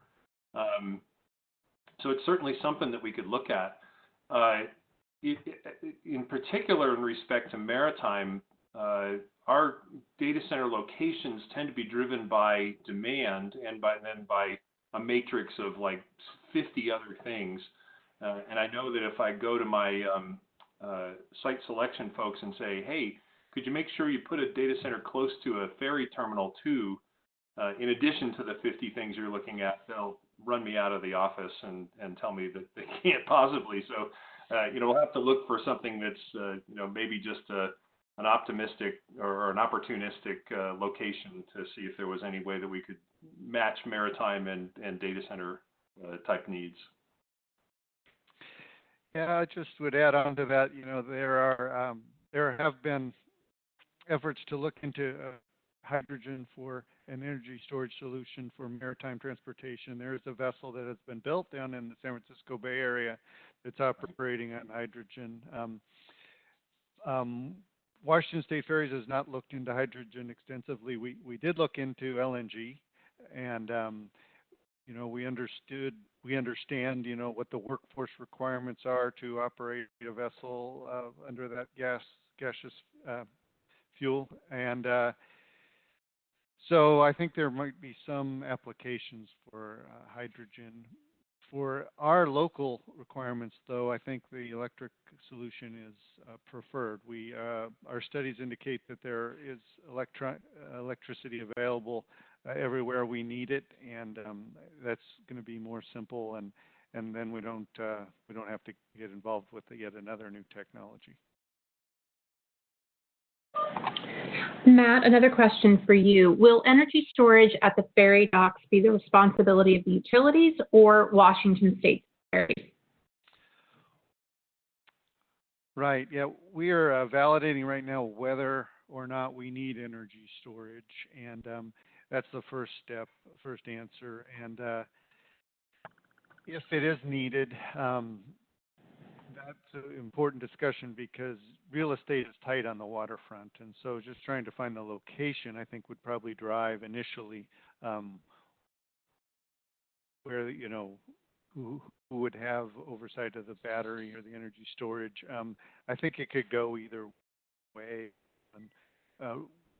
Ferries would certainly be willing to host the batteries themselves, but it's working with the utilities and seeing what makes the most sense. Okay, very good. And then Matt, something that is on everyone's mind right now, can you speak to the impact of COVID-19? Well, yeah, there certainly has been an impact on our region and Washington State ferries in particular. Ridership is down significantly. Its lowest point, I think, walk-on passengers was down about over 90%. It's creeping back up. Vehicle ridership was down 45% or more, and is creeping back up a little bit. Washington State Ferries is very proud that we have a high fare box recovery rate. We cover a lot of our costs just with our fares and the revenue that we bring in, and so this will have an impact on that. And it's a little too early to tell the extent of the impact, but yeah, there will be an impact. All right, thank you so much. And we are going to wrap up questions now. I want to say thank you so much to the audience for their great questions, and thank you to Angela, Mark, Russell, Matt, and Jennifer. Great panel, great discussion today. And now we want the opportunity to ask you all, our audience, some questions as well. In the talk, we are going to post a link to a feedback form about both today's workshop and the Energy Storage Grand Challenge. Your comments and your thoughts are important to the Arctic committee as the Department of Energy moves forward with the Energy Storage Grand Challenge roadmap. The survey will remain open until May 29th when we conclude our regional workshop series. So to take a moment to fill that out, we will also be providing a link to the form in the email that you receive at the conclusion of the workshop. But next, I want to, again, thank all of our keynote speakers and our panelists for your time and for your energy today. And for our closing remarks, I am pleased to turn it over to Michael Furze, Assistant Director at the Washington State Department of Commerce, where he heads the State Energy Office. Michael. Thank you. This has been great. With the transition to the virtual workspace with the COVID-19, I've been in a lot of very long Zoom calls. And this is one that really kept my attention for the entire time. I think that says a lot. Really hearing the different perspectives and the work that's gone on shows the variety of interests in pursuing the clean energy future here in Washington and elsewhere. And when I sit back and think about the variety of what I heard today, it feels like this is the first chapter in an epic story, one that is designed to help make the grid boring again. And what I mean by that is that we're at this point of punctuation that will tail off towards equilibrium over the course of the next 30 years. A lot of great characters in this story and some interesting themes. We've got new technological solutions that are going to have to help an old dog learn new tricks. We've got both new widgets and new sectors that are showing up to the grid with plugs and wanting to be part of the conversation. we're having this shift from thinking of customers to thinking about people and communities and responding to their needs. And that generates a tremendous amount of complexity. So we have this uncertain outcome. We have an epic villain in climate change. And so I want to thank the heroes on this call and the folks that they represent as they try and work forward towards solution. So my role as the director of the State Energy Office is to leverage both the talent that's on this call and the teams that they represent, and to stand on the shoulders of the 40 years of work that has gone into the clean energy universe here in Washington State. And it begins with heavy investments in energy efficiency. The next big phase for us is in 2006, Initiative 976 set the stage for the Clean Energy Transformation Act that Commissioner Rendall talked about. And that required utilities to get to serve 15% of their load with renewable energy, which at the time is a big change. And so from there, this bigger quest to integrate intermittent renewables was on. And we have not been tilting at these windmills and solar interconnections alone. Our success is a story of collaboration. And it's been alluded to throughout the day from the speakers that we've had talking about the projects that they've taken on. This collaboration occurs at the federal level with our partners at DOE through the Energy Efficiency and Renewable Energy team and also the Office of Electricity. This is collaboration with PNNL and the expertise that they bring to solve complex problems. We also have tremendous world-class research institutions in the state that have all been working together. You heard from Dan Schwartz, and we also have strong partners at WSU. It helps that we've got the vision of strong political leaders, both in our state's legislature, our federal delegation, and our governor, Jay Inslee, really has a passion about clean energy and the fight against climate change. Now, Larry said something earlier on that touched on this feeling of deja vu that's been on my mind recently. Pandemic aside, when it comes to the grid, it feels like we're in a very familiar position to where we were 10 or 15 years ago. So for Washington, again, that meant passage of I-937, which helped build on and accelerate research into renewable energy integration.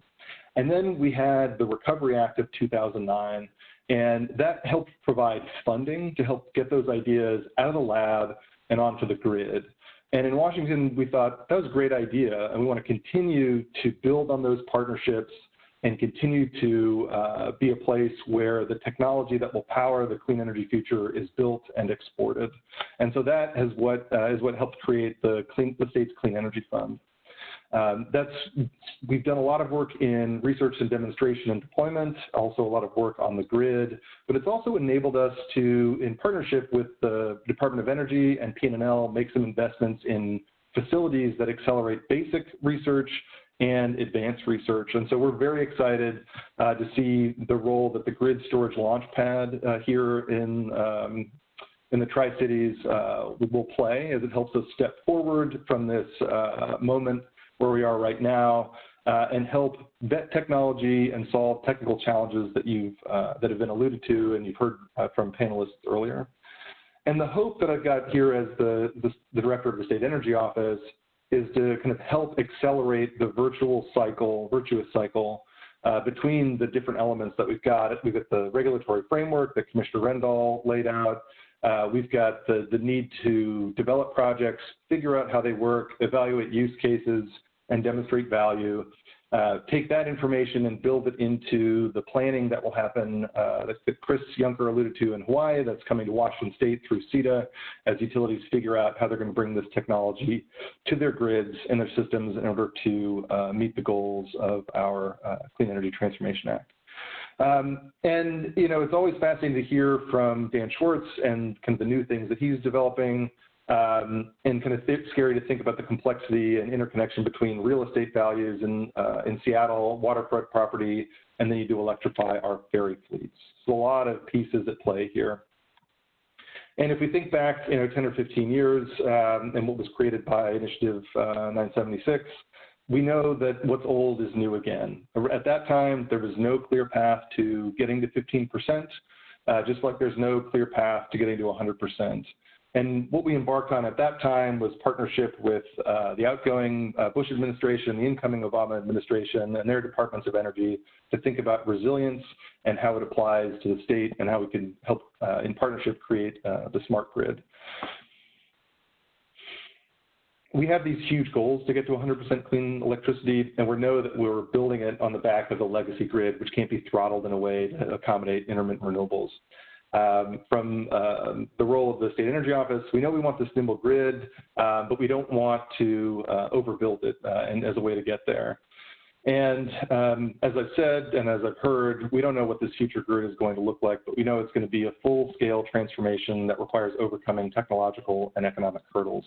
And again, to reach those goals, we're going to need to work together because innovation at scale is what's required to meet these 100% clean electricity goals with greener, safer chemistries, longer duration storage, better tools to help us locate storage in its best type and configuration for the grid, as well as being able to translate that technical knowledge into an understanding that regulators, public officials, and financiers can better understand so that we can evolve our regulatory scheme to keep up with where we need to go. And we're already sowing the seeds of more fully transactive campuses and resilient microgrids. We've got projects in the state now. Kirk mentioned the Urbanova campus. Isma mentioned some of the resilient work at a community center that Seattle City Light is producing. We have all this information out there, and so I look forward to working with all of you to help synthesize it, collect it, and share that more broadly so that the lessons we learn here in addressing the key challenges don't need to be learned but by others. So 2 key roles for us at the State Energy Office. One is supporting the regulatory framework, and we do that mostly by helping partners in private industry or in utilities develop the new technology through conducting R&D, demonstrating the feasibility in projects from Orcus Power and Light to Avista, and then trying to figure out how we can help those partners get to scale. And we think that the Grid Storage Launchpad in its role for validating energy storage technologies will be a key component there to complement the living lab that will be built out by Avista and partners over in Spokane.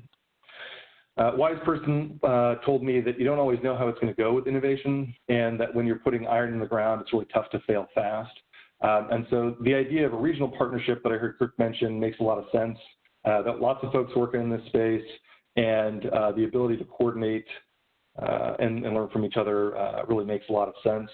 The contribution that Washington State will help make is through the Clean Energy Fund, which we see as a portfolio of investments to hedge against the uncertainty with innovation.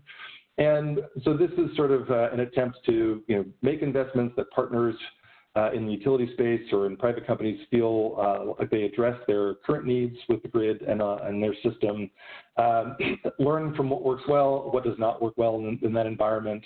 By having this distributed portfolio, it helps us manage risk because not all of the investments that we make pay off in the way that we think that they will.